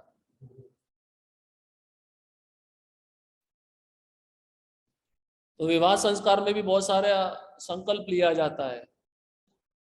उसमें ये भी संकल्प लिया जाता है मैं डाइवोर्स नहीं दूंगा। डाइवोर्स नाम का शब्द नहीं है उधर, हमारे वैदिक परंपरा में सब शब्द नहीं आते। और विवाह संस्कार के बाद में अंतिम संस्कार होता है दाह संस्कार। ये 16 संस्कार हैं। तो प्रभुपाद जी तात्पर्य में यही लिख रहे हैं कि जब वयोवृद्ध घर में नहीं रहेंगे तो ये 16 प्रकार के संस्कार ही नहीं होंगे, और संस्कार ना होने से सारी कुल परंपरा नष्ट हो जाएगी, और जो बचे हुए सदस्य हैं कुल के वो अधर्म में लग जाएंगे, पाप में लग जाएंगे। किंतु इन वयोवृद्धों की मृत्यु के पश्चात संस्कार संबंधी पारिवारिक परंपराएं रुक जाती हैं, और परिवार के जो तरुण सदस्य बचे रहते हुए अधर्ममय व्यसनों में प्रवृत्त होने से मुक्ति लाभ से वंचित रह सकते हैं। अतः किसी भी कारणवश परिवार के वयोवृद्धों का वध नहीं होना चाहिए। तो अर्जुन यही कह रहा है कि इस युद्ध में वयोवृद्ध कौन है? कृपाचार्य, द्रोणाचार्य, भीष्म पितामह, ये मर जाएंगे तो जो परंपरा, कुल की जो परंपराएं नष्ट हो जाएंगी, और बचे हुए लोग हैं वो धर्म का पालन नहीं करेंगे, व्यसन में लगेंगे, इंद्र तृप्ति में लग जाएंगे। इन संस्कारों का आज के जमाने में कौन पालन कर रहा है? कोई पालन नहीं कर रहा। तभी तो ये मनुष्य जीवन पशुओं का जीवन जैसा व्यतीत हो रहा है। केवल दो ही संस्कार पता है, विवाह संस्कार और अंतिम संस्कार। अंतिम संस्कार भी शॉर्टकट में हो गया आजकल। 13 दिन का रखा जाता था, आज 3 दिन में निपट जाता। आगे आने वाले समय में 1 दिन में निपटेगा, चिंता मत करिए। 1 दिन में भी नहीं होगा, आधे घंटे में पूरा हो जाएगा, क्योंकि हमारे पास समय नहीं है। हमने क्या किया है, शास्त्र के विधि विधानों को अपने अनुसार उसको कम कर दिया अपने इंद्र तृप्ति के लिए। तो इसलिए तो वो जो जीव गया है शरीर छोड़कर, वो प्रेत योनि में जाता है, क्योंकि आप शास्त्र का ठीक से पालन ही नहीं कर रहे हो। क्योंकि कृष्ण आगे गीता में कहेंगे, क्या कहेंगे, कि जो शास्त्र के विधि विधानों का पालन नहीं करता उसको इस जन्म में भी सुख नहीं मिलता, उसका परलोक भी नष्ट हो जाता है। तो कितने लोग शास्त्र के विधि विधानों का पालन कर रहे हैं और अपेक्षा करते हैं अच्छी संतान हो, लड़का हो लड़की ना हो। लड़की भी हो रही है तो उसको मार देते हैं गर्भ में। ये संस्कार हमको अच्छा मिला हुआ है। कितना उस व्यक्ति का जो बुद्धि है कितना नीचे गिर चुका है। पशु से, चलो पशु भी संग करता है, बच्चा पैदा करता है, लेकिन मनुष्य अब देखता है कि लड़की हो रही है तो मार देता है गर्भ में। पशु से भी नीचे जा चुका है मनुष्य तो।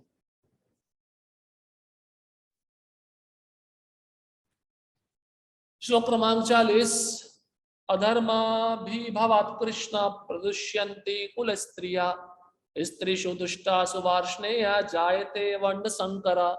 देखिए क्रम में है सब कुछ। कृष्ण अर्जुन पूरा क्रम में कारण बता रहा है। देखो क्या, अच्छा इसका अर्थ यह है कि जैसे कृष्ण को कुछ भी पता नहीं है। कृष्ण हर एक बात का खंडन करेंगे दूसरे अध्याय में। अब अर्जुन क्या कहता है, हे कृष्ण, जब कुल में अधर्म प्रमुख हो जाता है, क्योंकि पिछले श्लोक में क्या सुना, जब वयोवृद्ध नहीं रहेंगे कुल की परंपरा नष्ट हो जाएगी और बचे हुए लोग हैं वो धर्म का पालन नहीं करेंगे। अब जब वो पूरा कुल अधर्म में चला जाएगा तो क्या होता है, कुल की स्त्रियां दूषित हो जाती हैं और स्त्रीत्व के पतन से ही हे वृष्णिवंशी अवांछित संतानें उत्पन्न होती हैं। अब तात्पर्य में देखिए प्रभुपाद जी क्या लिखते हैं, बहुत ही महत्वपूर्ण है। जीवन में शांति सुख तथा आध्यात्मिक उन्नति का मुख्य सिद्धांत मानव समाज में अच्छी संतान का होना है। भाई संतान होगी, आपकी आज्ञा का पालन करेगी, तभी तो आपको सुख मिलेगा ना, शांति मिलेगी। जब आपके विरोध में जाएगी, आपके विरुद्ध कार्य करेगी, तो आपको शांति मिलेगी क्या? शांति नहीं मिलेगी। और आजकल यही हो रहा है, जो बच्चे हैं व्यसन में लगे हुए हैं, माता पिता की आज्ञा का पालन नहीं करते। वर्णाश्रम धर्म के नियम इस प्रकार बनाए गए थे कि राज्य तथा जाति की आध्यात्मिक उन्नति के लिए समाज में अच्छी संतान उत्पन्न हो। तो वर्ण आश्रम में नियम है, जैसे अभी बताया, गृहस्थ आश्रम में सब संस्कार होने चाहिए। किसके लिए? अच्छी संतान के लिए। ऐसी संतान समाज में स्त्री के सतीत्व और उसकी निष्ठा पर निर्भर करती है। अब ये बहुत महत्वपूर्ण है, स्त्री का सतीत्व और निष्ठा पे संतान निर्भर करती है। प्रभुपाद जी एक प्रवचन में कहते हैं 3 प्रकार की स्त्रियां होती हैं, कामिनी, स्वैरिणी, पुंश्चली। कामिनी होती है जो अच्छा श्रृंगार करके दूसरे पुरुषों को आकर्षित करती है।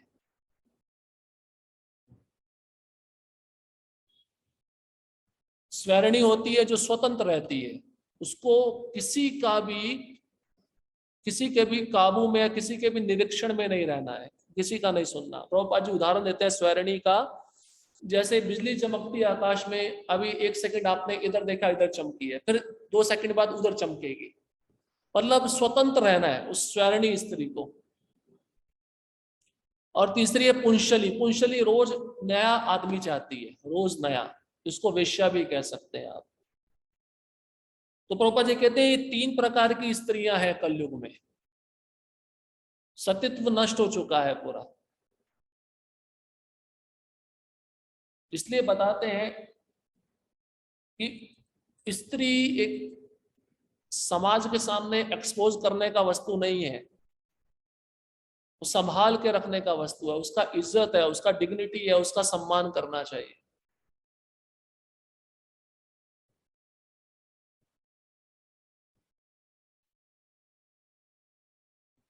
भागवतम में भीष्म पितामह कहते हैं कि स्त्री का सबसे बड़ा गहना उसकी लज्जा है, उसका शर्म है। जब वो अपना लज्जा त्याग देती है तो समाज में उत्पात हो जाएगा पूरा। तो उसकी लज्जा क्या है? पहले के जमाने में आप देखते थे ना कि उसका सिर पे कपड़ा रहता था, पूरा शरीर ढका रहता था, ये उसकी इज्जत है और लज्जा है। जब उसने ये सब करना छोड़ दिया तो क्या परिणाम हो रहा है, ये समझना बहुत जरूरी है। शारीरिक रूप से दोनों अलग अलग हैं, शरीर की बनावट अलग अलग है, स्वभाव अलग अलग है, लेकिन आध्यात्मिक दृष्टि से एक ही है, क्योंकि दोनों आत्मा है।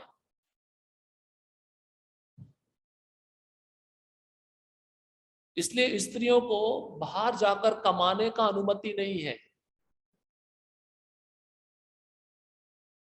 उसको घर में रहकर घर का देखभाल करने का अनुमति है। इसका प्रमाण है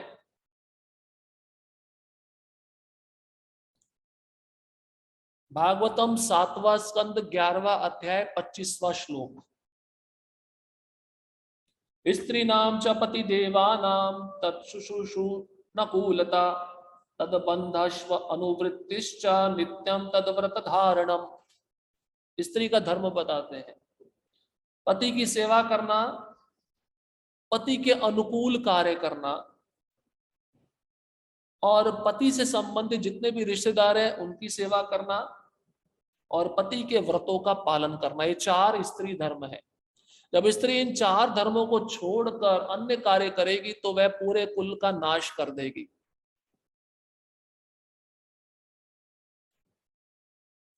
तो प्रभुपाद जी तात्पर्य में लिखते हैं, बहुत ही महत्वपूर्ण है एक गृहस्थ व्यक्ति के लिए जो शांति पूर्वक जीवन व्यतीत करना चाहता है कि उस कुल में स्त्री अपने पति की आज्ञा का पालन करे।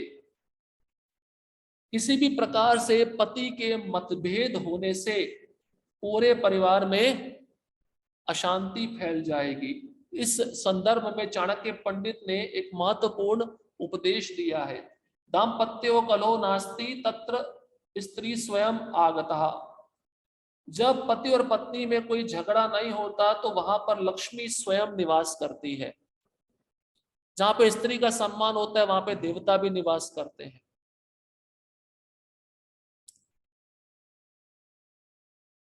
एक महत्वपूर्ण सिद्धांत यह है कि पतिव्रता स्त्री को हमेशा पति के अनुसार कार्य करना चाहिए। तो प्रभुपाद जी इसी श्लोक को इस तात्पर्य में कोट किए, भगवत गीता 1 अध्याय 40वां श्लोक, स्त्रीषु दुष्टासु वर्णस्नेह जायते वर्ण संकरा। और स्त्री दूषित हो जाएगी तो वहां पर वर्ण संकर संतानें उत्पन्न होंगी। कैसे? अब आजकल स्त्रियां बाहर जाती हैं, काम करते हैं, काम करने में कोई बुराई नहीं है, पर काम ऐसा देखना चाहिए, करना चाहिए जो दूषित ना हो। जैसे बच्चों को पढ़ा सकते हैं, ट्यूशन ले सकते हैं, टीचिंग ले सकते हैं, लेकिन किसी मल्टीनेशनल कंपनी में जाके काम करना कम कपड़े पहनकर, तो दूसरा पुरुष नजर डालता है, उससे क्या होता है, स्त्री देखने से ही दूषित हो गई। फिर वो कंपनी का जो मालिक होगा पैसे देकर बड़ी मात्रा में उस स्त्री का संग करना चाहेगा, और वह स्त्री अपने पति को छोड़ भी देती है। इस कारण से स्त्री दूषित हो जाती है। इसलिए आप देखिए, ये कुछ बुरा नहीं है, सत्य बात है, और आजकल बहुत घटित होता है। इसलिए यहां पर अर्जुन कह रहे हैं, जब स्त्रियां दूषित हो जाएंगी तो कौन जन्म लेंगे? वर्ण संकर।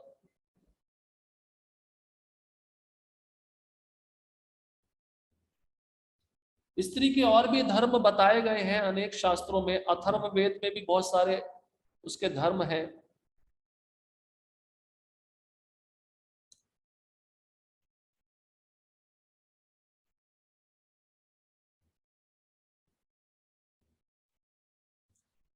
एक पारिवारिक जीवन में स्त्री को अपने पति की सेवा करनी चाहिए और पति से संबंधित उनके रिश्ते नातों की भी सेवा करनी चाहिए, अफेक्शन के साथ, मतलब प्रेम के साथ।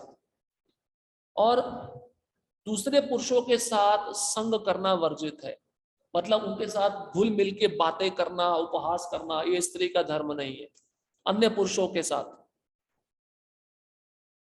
और स्त्री को धार्मिक नियमों का पूरा ज्ञान होना चाहिए और घर को स्वच्छ रखे, सजा के रखे और घर के कामकाज में उसको लगे रहना चाहिए और केवल अपने पति को संतुष्ट करने के लिए श्रृंगार करे। ये भागवतम में लिखा है।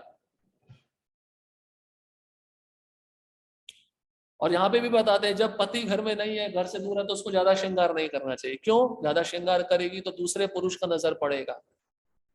और प्रभुपाद जी लिखते हैं a woman is easily सेड्यूस्ड by man. पुरुष अगर कोई पर पुरुष उसको मीठी मीठी बात करेगा तो बहकावे में आ जाएगी। आगे तात्पर्य में लिखे हैं स्त्री में बुद्धि ज्यादा नहीं होती।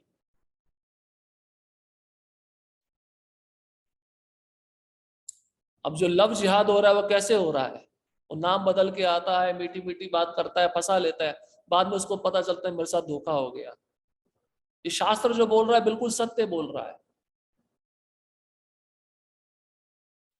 स्त्री को अपना लोभ नियंत्रित करना चाहिए, अपना रजोगुण नियंत्रित करना चाहिए और सत्य बोलना चाहिए और मीठा बोलना चाहिए। ये स्त्री का धर्म है। और कुछ व्रत है उसको पालन करना चाहिए, जैसे एकादशी का व्रत है। और बच्चों को प्रेम देना चाहिए, उनका रक्षा करना चाहिए, उन बच्चों को अच्छी शिक्षा और संस्कार देना चाहिए। स्त्री का धर्म है। और जब वह स्त्री वृद्ध हो जाए तो अन्य जो युवतियां आती हैं जिनका विवाह नहीं हुआ, तो उनको अच्छा काउंसलिंग भी करना चाहिए। इसलिए स्त्री किसी भी परिस्थिति में स्वतंत्र नहीं है। मनुस्मृति के अनुसार बाल्यपन में वह अपने पिता के संरक्षण में रहनी चाहिए। जब उसका विवाह हो जाता है तो अपने पति के संरक्षण में रहनी चाहिए। और जब वह वृद्ध हो जाती है, उसका पति संन्यास ले लिया या मृत्यु को प्राप्त हो चुका है, तो अपने ज्येष्ठ पुत्र के निरीक्षण में रहनी चाहिए। किसी भी परिस्थिति में उसको स्वतंत्र रखा तो समाज का विनाश हो जाएगा। कारण पर पुरुष का संग और वर्ण संकर संतान। अब आगे प्रभुपाद जी देखिए तात्पर्य में लिखते हैं जिस प्रकार बालक सरलता से कुमार्गामी बन जाते हैं, उसी प्रकार स्त्रियां भी पतनोन्मुखी होती हैं। बच्चा होता है कोई अपरिचित व्यक्ति उसको टॉफी देगा, तुरंत दौड़ के आ जाएगा। उसी प्रकार से कोई पर पुरुष बहलाएगा, फुसलाएगा, तो तुरंत वो उसके बहकावे में आ जाएगी। आसानी से मार्ग, उसके गलत मार्ग का रास्ता खुल जाता है। अतः बालकों तथा स्त्रियों दोनों को ही समाज के वयोवृद्धों का संरक्षण आवश्यक है। ये प्रभुपाद जी लिख रहे हैं बालक और स्त्री दोनों को प्रोटेक्शन चाहिए, दोनों को संरक्षण चाहिए। ये स्वतंत्र नहीं है। बालक को अगर स्वतंत्र छोड़ दिया तो अपने मनमाने ढंग से कुछ भी करेगा, और स्त्री को स्वतंत्र छोड़ दिया तो क्या होगा? स्त्रियां विभिन्न धार्मिक प्रथाओं में संलग्न रहने पर व्यभिचारिणी नहीं होंगी। विभिन्न धार्मिक प्रथाएं होती है ना, कुल परंपरा होती है, ये संस्कार वो संस्कार ये उत्सव, उसमें वो लगी रहेगी तो उसका जो मन है बाहर के परपुरुषों में नहीं लगेगा, बाहर के विषयों में नहीं लगेगा, व्यभिचारिणी नहीं बनेगी। आप प्रभुपाद जी क्या लिख रहे हैं? चाणक्य पंडित के अनुसार सामान्यतः स्त्रियां अधिक बुद्धिमान नहीं होती। यहाँ पे सामान्य स्त्रियों की बात कर रहे हैं, भक्त माताओं की बात नहीं कर रहे हैं। जो माताएं भक्ति कर रही हैं वो कम बुद्धिमान नहीं, ज्यादा बुद्धिमान है। एक बार यही बात प्रभुपाद जी ने प्रवचन में बोली तो यमुना माता जी चिढ़ गई। यमुना माता जी ने कहा प्रभुपाद जी आप कह रहे हैं स्त्रियां कम बुद्धिमान होती हैं। प्रभुपाद जी बोले मेरे कहने का मतलब ऐसा नहीं था। जब स्त्रियां वक्त बन जाती हैं वो पुरुषों के समान बुद्धिमान हो जाती हैं। तो यमुना माता जी बहुत खुश हो गई। अतः वह विश्वसनीय नहीं है, इसलिए उन्हें विविध कुल परंपराओं में व्यस्त रहना चाहिए और इस तरह उनके सतित्व तथा अनुरक्ति से ऐसी संतान जन्मेगी जो वर्णाश्रम धर्म में भाग लेने के योग्य होगी। अब देखिए कोई पुरुष पुरुष के लिए बताते हैं इंद्रियों पे नियंत्रण, खाली स्त्री का धर्म नहीं पुरुष का भी धर्म है। पुरुष की भी आंख कान किसी दूसरी जगह पे नहीं जाना चाहिए अपनी स्त्री को छोड़कर। पुरुष की इंद्रिय नियंत्रण, मन नियंत्रण और स्त्री का सतीत्व, चेष्ट, पतिव्रता, ये दोनों जब मिलते हैं तो बलशाली संतान जन्म लेती है। वो संतान जो जन्म लेगी निश्चित भक्त बनेगी, भगवान का महान भक्त बनेगी। दोनों के ऊपर पाबंदी है, दोनों पे नियंत्रण है।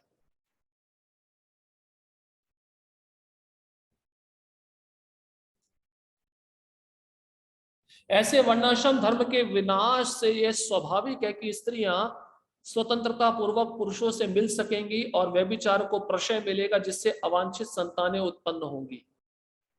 तो प्रभा जी लिख रहे हैं, अगर स्त्री सतीत्व वाली नहीं है तो पर पुरुष को मिलेगी, उसका संग करेगी तो वर्ण संकर संतानें जन्म लेंगी।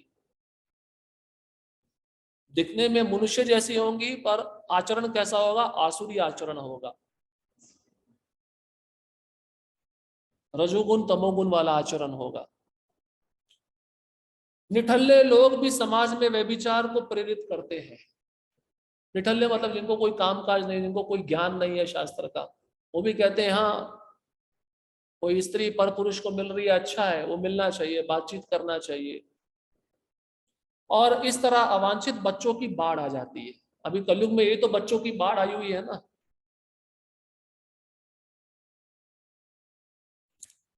जिससे मानव जाति पर युद्ध और महामारी का संकट छा जाता है।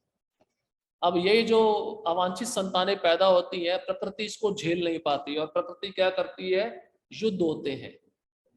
जैसे अभी यूक्रेन और रशिया का युद्ध हुआ, कारण अवांछित संतानें, और फिर महामारी कोरोना, ये सब इसके परिणाम है अवांछित संतानों को, क्योंकि सब असुर हो चुके हैं, कोई शास्त्र का नीति नियम पालन नहीं कर रहा। इस तरह से पूरे संसार में संकट आता है अवांछित संतानों से।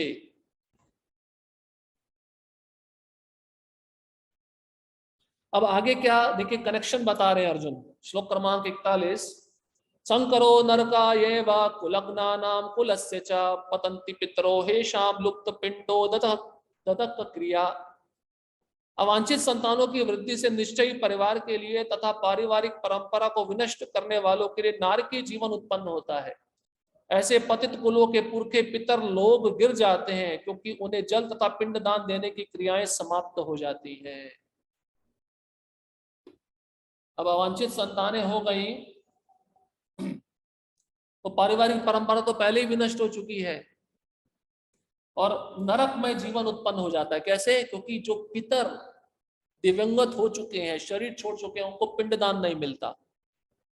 अभी चल रहा ना पितृ पक्ष चल रहा है, सब सोचते हैं चलो जिस स्थिति पे कोई व्यक्ति हमारे घर का गुजरा है उस स्थिति पे हम किसी भी ब्राह्मण को खिला देते हैं। ऐसा नहीं है, वो ब्राह्मण का आचरण कैसा है, वो क्या कर्म कर रहा है, ये भी बहुत महत्वपूर्ण है। तो पिंडदान नहीं होता, पिंडदान ना होने से वो जो पितर होते हैं वो नरक में गिरते हैं, उनको कष्ट मिलता है। जैसे धुंधकारी था, धुंधकारी जब प्रेत बन गया, उसका पिंडदान भी किया, तब भी उसको मुक्ति नहीं मिल रही थी। तो अपने भाई गोकर्ण के सपने में आया और बोला मेरा उद्धार करो। बोले मैं गया में जाकर पिंडदान दे के आया हूँ। गया में बताते हैं अगर एक बार कोई पिंडदान दे दे तो प्रेत योनि से मुक्त हो जाता है। वो बोलता है कि अगर आप गया में 100 बार जाकर के पिंडदान दोगे तब भी मेरी मुक्ति नहीं होने वाली, क्योंकि मैंने कर्म ही ऐसे किए हैं। बोले मैं क्या करूं? तो भागवतम का पाठ किया था।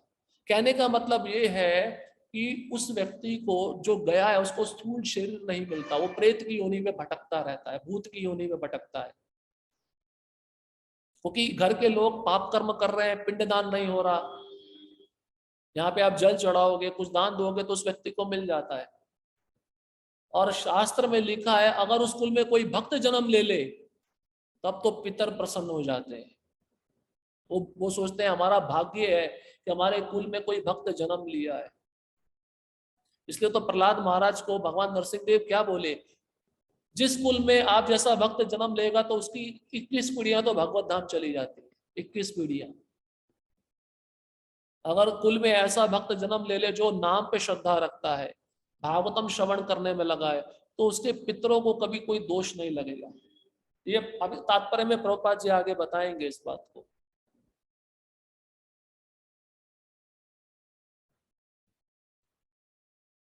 तात्पर्य, सकाम कर्म के विधि विधानों के अनुसार कुल के पितरों को समय समय पर जल तथा पिंडदान दिया जाना चाहिए। ये गृहस्थों का कार्य बता रहे हैं। समय समय पर, ऐसा नहीं कि एक साल कर दिया दूसरे साल नहीं किया। समय समय पर, जैसे आपको आवश्यकता होती है ना समय समय पर खाने की, उनको भी जब आप एक बार देते हो तो साल भर का उनका कोटा उनके पास पहुंच जाता है। ये दान विष्णु पूजा द्वारा किया जाता है। अभी सुनिए, श्राद्ध करने का तरीका क्या है उसके बारे में भी प्रभुपाद थोड़ा बहुत तात्पर्य में बता रहे हैं। क्योंकि विष्णु को अर्पित भोजन के उच्चिष्ट भाग प्रसाद के खाने से सारे पाप कर्मों से उद्धार हो जाता है। इसलिए सबसे बड़ी विधि क्या है, भगवान के लिए बनाना और घी में बनाना, शुद्ध घी में उपलब्ध हो तो। उसके पश्चात भगवान को भोग लगाना, भोग लगाने के बाद में जिसके लिए आप श्राद्ध करो थोड़ा सा निकाल कर उसको अर्पित करना और बाद में फिर भक्तों को खिलाना। क्योंकि उस जो पितर है, जो दिवंगत है, उसको भी तो उच्चिष्ट मिला ना, भगवान का प्रसाद मिला, वो प्रसाद से संतुष्ट हो जाता है, खुश हो जाता है, प्रसन्न हो जाता है। उसको जो कष्ट मिल रहा होता है वो समाप्त हो जाता है। कभी कभी पितरगण विविध प्रकार के पाप कर्मों से ग्रस्त हो सकते हैं और कभी कभी उनमें से कुछ को स्थूल शरीर प्राप्त न हो सकने के कारण उन्हें प्रेतों के रूप में सूक्ष्म शरीर धारण करने के लिए बाध्य होना पड़ता है। ये सब पाप कर्म करने के कारण ही है, प्रेत शरीर में जाना। अतः जब वंशजों द्वारा पितरों को बचा प्रसाद अर्पित किया जाता है तो उनका प्रेत योनि या अन्य प्रकार के दुख में जीवन से उद्धार हो जाता है। कुछ और करने की जरूरत नहीं है आपको। देखिए भगवान का प्रसाद कितना शक्तिशाली है। वो पितर को अर्पित करने से वो प्रेत योनि से मुक्त हो जाएगा, उसको स्थूल शरीर मिल जाएगा। पितरों को इस तरह की सहायता पहुंचाना कुल परंपरा है और जो लोग भक्ति का जीवन यापन नहीं करते उन्हें यह अनुष्ठान करने होते हैं। इसका मतलब यह है कि भक्ति जो कर रहे हैं उनको नहीं करने हैं, करने हैं, गृहस्थों को करने हैं। जो ब्रह्मचारी सन्यासी है ठीक है, उनको कोई फर्क नहीं पड़ता है, लेकिन जो गृहस्थ है, जो समाज में रह रहे हैं, जो भक्ति का अनुपालन कर रहे हैं उनको करना है। और जो भक्ति नहीं कर रहे हैं उनको तो करना ही है, वो तो अपने कर्मकांडीय विधि से करते हैं। एक प्लेट कौए के लिए निकालेंगे, एक प्लेट गाय के लिए निकालेंगे, ये कर्मकांड विधि है पूरा। वो सोचते हैं कौए के रूप में आके वो व्यक्ति वहां पे खाने लगता है। केवल भक्ति करने से मनुष्य सैकड़ों क्या हजारों पितरों को ऐसे संकटों से उबार सकता है। देखिए प्रभुपाद जी लिख रहे हैं, केवल भक्ति करने से सैकड़ों हजारों पितरों को वो उबार सकता है, उनके संकटों से निकाल सकता है। देखिए ये प्रसिद्ध श्लोक है भागवतम का। भागवतम में 11वां स्कंद 5वां अध्याय 41वां श्लोक कहा गया, देव ऋषि भूत्राप नृणाम पितृणाम न किंकरो नाय मणिम चराजन सर्वात्मना या शरणम शरण्यम गतो मुकुंदम परिहत्य कर्तम। जो पुरुष अन्य समस्त कर्तव्यों को त्याग कर मुक्ति के दाता मुकुंद के चरण कमलों की शरण ग्रहण करता है और इस पथ पर गंभीरता पूर्वक चलता है, वह देवताओं, मुनियों, सामान्य जीवों, स्वजनों, मनुष्यों या पितरों के प्रति अपने कर्तव्य या ऋण से मुक्त हो जाता है। श्री भगवान की सेवा करने से ऐसे दायित्व अपने आप पूरे हो जाते हैं। हम जन्म लिए तो हमारे ऊपर ऋण है या नहीं है, कर्जा है या नहीं है, कैसे है? सबसे बड़ा ऋण तो माता पिता का, उन्होंने शरीर दिया है। दूसरा ऋण हम देवताओं से ले रहे हैं, सूर्य से प्रकाश ले रहे हैं, हवा ले रहे हैं, चंद्रमा की रोशनी से जो अन्न में स्वाद आता है वो हमारे शरीर को पोषण दे रहा है। देवताओं के द्वारा भी हमारे ऊपर ऋण चढ़ रहा है। फिर अन्य पशु है, गाय से दूध लेते हैं, वो भी ऋण चढ़ रहा है। ऋषि मुनि है, उन्होंने शास्त्र दिया, उसको पढ़ के मनुष्य जीवन का महत्व क्या है वो जान सकते हो, उनका भी ऋण हमारे ऊपर है। कितने ऋणों से मुक्त होगे? ऋण जब लेते हैं तो व्यक्ति को नींद नहीं आती, उसका बारंबार इंस्टॉलमेंट बढ़ता रहता है। तो अभी तक तो ऋण चुकाया नहीं, तो कितना इंस्टॉलमेंट हो जाएगा। तो एकमात्र इसको चुकाने के लिए उपाय है। कौन सा उपाय है? हरे कृष्णा कृष्णा कृष्णा हरे हरे, हरे राम राम राम हरे। केवल कृष्ण की सेवा करने से व्यक्ति इन सारे ऋणों से मुक्त हो जाता है। क्योंकि कृष्ण कौन है? बीज है, मूल बीज है। और मूल में पानी डालने से जैसे वृक्ष के सारे जगह पे पानी चला जाता है, उसी प्रकार से कृष्ण की सेवा करने से व्यक्ति इन सबकी सेवा कर देता है। ये समझना चाहिए, ये बहुत ही महत्वपूर्ण श्लोक है। और पूरी श्रद्धा विश्वास के साथ हमें अपने मन में बिठा लेना चाहिए, कृष्ण की सेवा कर रहे हैं, उसके अतिरिक्त हमें कुछ भी और करने की आवश्यकता नहीं है। अब आगे अर्जुन क्या कहता है, श्लोक क्रमांक 42। दोषे रते कुलग्नानां वर्ण संकार कारकै उत्साद्यन्ते जाति धर्मा कुल धर्माश्च शाश्वता। जो लोग कुल परंपरा को विनष्ट करते हैं और इस तरह अवांछित संतानों को जन्म देते हैं, उनके दुष्कर्मों से समस्त प्रकार की सामुदायिक योजनाएं तथा पारिवारिक कल्याण कार्य विनष्ट हो जाते हैं। अब कुल परंपरा नष्ट हो गई, अवांछित संतानें जन्म ले ली है, और दुष्कर्म करने के कारण जो आगे की योजनाएं होती हैं, प्लानिंग होता है, वो सब भी नष्ट हो जाता है। क्योंकि भविष्य भी देखना पड़ता है ना, भविष्य जो योजना बनाई जाती है वो सब भी नष्ट हो जाती है। तात्पर्य, सनातन धर्म या वर्णाश्रम धर्म द्वारा निर्धारित मानव समाज के चारों वर्णों के लिए सामुदायिक योजनाएं तथा पारिवारिक कल्याण कार्य इसलिए नियोजित है कि मनुष्य चरम मोक्ष प्राप्त कर सके। धर्म, अर्थ, काम और मोक्ष, धर्म के मार्ग पर सही तरह से चलेगा तो उसको अर्थ की प्राप्ति होगी, और अर्थ को ठीक से लगाएगा तो अपनी इंद्रियों को ठीक से आवश्यक रूप में तृप्त कर सकता है, और फिर मोक्ष के लिए उसको विचार करना चाहिए। लेकिन धर्म नष्ट हो गया, मोक्ष के बारे में कुछ भी पता नहीं, केवल अब बीच के दो चीजें रह गई, अर्थ और काम, पैसा और इंद्रियों की तृप्ति। जब व्यक्ति इन परंपरा को विनष्ट कर देता है, अवांछित संतानें जन्म लेती है, तो केवल उसका दृष्टि अर्थ और काम पे रहता है, मोक्ष के बारे में उसको कुछ भी पता नहीं होता। अब संसार में यही तो चल रहा है ना, लोगों को पता ही नहीं, उनको ये भी पता नहीं हमें एक दिन मरना है, तो मरने से पहले क्या करना चाहिए, मरने के बाद हम कहाँ जाएंगे, इसके बारे में कुछ भी पता नहीं। यही है, ये सब उदाहरण उसी के अनुसार है। अतः समाज के अनुत्तरदायी नायकों द्वारा सनातन धर्म परंपरा के विखंडन से उस समाज में अव्यवस्था फैलती है। फलस्वरूप लोग जीवन के उद्देश्य विष्णु को भूल जाते हैं। ऐसे नायक अंधे कहलाते हैं, और जो लोग इनका अनुगमन करते हुए निश्चय कुव्यवस्था की ओर अग्रसर होते हैं। अंधा यथा अंधे उपनीय माना, प्रहलाद महाराज बोले। आजकल के हमारे मार्गदर्शक कौन है? नेतागण है, जिनको हमने श्रेष्ठ बना के रखा है, नायक बना के रखा है कि हमारे जीवन को ये सही मार्ग पे लेके जाएंगे। लेकिन ये नेता लोग स्वयं ही मनुष्य जीवन का उद्देश्य नहीं जानते, तो दूसरों को क्या मार्गदर्शन करेंगे। या कई लोग अपने आदर्शमय जीवन में ऐसे लोगों को चुनते हैं जो बहुत ही कुमार्गगामी होते हैं, जैसे फिल्म एक्टर, जैसे फिल्मों के जो एक्टर होते हैं उनको अपना आदर्श मानते हैं। आपने देखा होगा, उनसे प्रेम होता तो उसके पोस्टर अपने घर में लगाते हैं। कईयों को क्रिकेट से प्रेम होता तो क्रिकेट को अपना आइडियल मानते हैं। तो ऐसे लोग, इनका तो कोई रुझान ही नहीं है भगवान के प्रति, तो मोक्ष के बारे में तो भूल ही जाओ।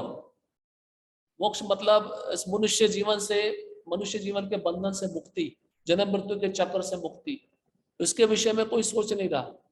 इस कारण से आगे का भविष्य भी नष्ट हो जाता है, अर्जुन कह रहे हैं। श्लोक क्रमांक 43। उत्सन्न कुल धर्माणाम मनुष्याणाम जनार्दन नरके नियतम वासो भवतीत्यनुशुषम। ये प्रजापालक कृष्ण, मैंने गुरु परंपरा से सुना है कि जो लोग कुल धर्म का विनाश करते हैं वे सदैव नरक में वास करते हैं। अब अर्जुन परिणाम बता रहा है, कुल धर्म का विनाश करके ऐसे लोग कहाँ जाते हैं? नरक में जाते हैं। तो अर्जुन बताना चाह रहा है, युद्ध करने जितने भी आए हैं, जब ये नष्ट हो जाएंगे, इनकी स्त्रियां दूषित हो जाएंगी, वो अन्य पुरुषों का संग करेंगी, उनसे अवांछित संतानें होंगी, उससे कुल परंपरा नष्ट हो गई, भावी भविष्य नष्ट हो गया, और वे सारे जो मरे हैं पितर वो सब नरक में वास करेंगे। अर्जुन ये बताने का उसका ऐसा प्रयोजन है इसके पीछे। तात्पर्य, अर्जुन अपने तर्कों को अपने निजी अनुभव पर ना आधारित करके आचार्यों से जो सुन रखा है उस पर आधारित करता है। तो अर्जुन प्रमाण बता रहा है, मैं अपनी तरफ से कुछ नहीं कह रहा हूं, आचार्यों से जैसे मैंने सुना है वैसा मैं आपको बता रहा हूं। वास्तविक ज्ञान प्राप्त करने की यही विधि है। जिस व्यक्ति ने पहले से ज्ञान प्राप्त कर रखा है उस व्यक्ति की सहायता के बिना कोई भी वास्तविक ज्ञान तक नहीं पहुंच सकता। वर्णाश्रम धर्म की एक पद्धति के अनुसार मृत्यु के पूर्व मनुष्य को पाप कर्मों के लिए प्रायश्चित करना होता है। जो पापात्मा है उसे इस विधि का अवश्य उपयोग करना चाहिए। ऐसा किए बिना मनुष्य निश्चित रूप से नरक भेजा जाएगा, जहां उसे अपने पाप कर्मों के लिए कष्ट में जीवन बिताना होगा। तो जो पापी लोग हैं, पाप कर्म किए हैं, मृत्यु से पहले उनको प्रायश्चित करना चाहिए। प्रायश्चित समझते हैं? जैसे प्रभुपाद जी उदाहरण के रूप में ईसाई लोगों का बताते हैं। 5 दिन पाप किया, शनिवार रविवार चर्च में गए और फादर के सामने बोलते हैं, हमारे जितने भी पाप हैं उन सब का फल आप ले लो, अब से हम पाप नहीं करेंगे। लेकिन जैसे ही रविवार बीत जाता है, सोमवार आता है, फिर उनके पाप शुरू हो जाते हैं। तो ऐसे प्रायश्चित का कोई लाभ नहीं है। व्यक्ति को ऐसा प्रायश्चित करना चाहिए जिससे उसके पाप की वासना का समूल नष्ट हो जाए। तो व्यक्ति को ये सब करना चाहिए मृत्यु से पहले। अगर वह नहीं करता है तो उसको नरक में बहुत कष्ट मिलेगा। श्लोक क्रमांक 44। अहो बत महत पापम कर्तुम व्यवसिता वयम यद्राज्ये सुख लोभेन हंतुम स्वजनम उद्यता। हो, कितने आश्चर्य की बात है कि हम सब जघन्य पाप कर्म करने के लिए उद्यत हो रहे हैं। राज्य सुख भोगने की इच्छा से प्रेरित होकर हम अपनी संपत्तियों को मारने पर तुले हैं। देखिए कैसे बोल रहा है अर्जुन। ओह, कहता है कि हम देखिए कृष्ण, हम सब पाप कर्म, जैसे कृष्ण को कुछ भी पता नहीं है। अर्जुन ऐसे बोल रहा है, हम सब पाप कर्म में लगे हैं। पहले कह रहा था आप मुझे क्यों लगा रहे हो पाप कर्म में, उद्यत क्यों कर रहे हो।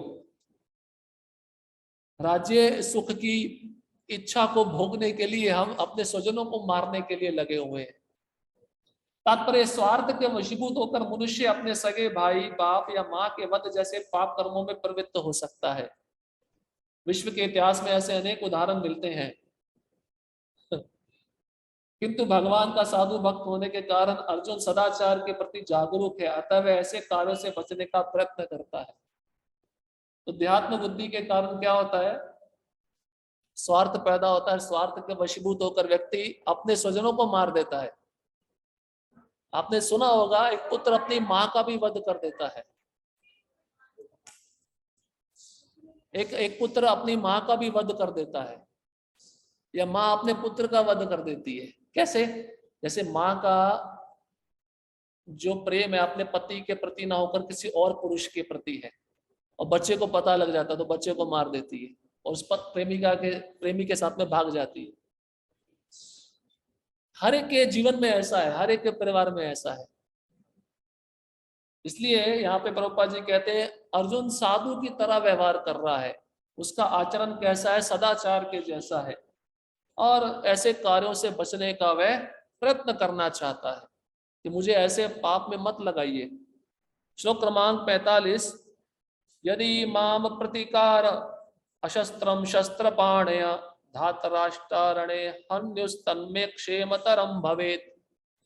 यदि शस्त्रधारी धृतराष्ट्र के पुत्र मुझ निहत्ते तथा रणभूमि में प्रतिरोध न करने वाले को मारे तो यह मेरे लिए श्रेयस्कर होगा। अर्जुन कहता है मैं शस्त्र तो नहीं उठाऊंगा, मैं निहत्था रहूंगा। अगर ये शस्त्र लेके मुझे मार भी दें तो मुझे मरना श्रेयस्कर है, लेकिन मैं युद्ध नहीं करूंगा। तात्पर्य, क्षत्रियों के युद्ध नियमों के अनुसार ऐसी प्रथा है कि निहत्थे तथा विमुख शत्रु पर आक्रमण ना किया जाए। तो क्षत्रिय धर्म में भी बहुत सारे नियम रहते हैं। जो रथ पे युद्ध कर रहा है तो उसको रथ वाले के साथ ही युद्ध करना है, जो जमीन पे उसके साथ वो युद्ध नहीं कर सकता, और एक के साथ एक ही युद्ध करेगा, दो के साथ एक नहीं करेंगे। ये नियम होते हैं कुछ क्षत्रिय धर्म में। और व्यक्ति के हाथ में कोई शस्त्र नहीं है, उस पर भी आप आक्रमण नहीं कर सकते, शस्त्र नहीं चला सकते।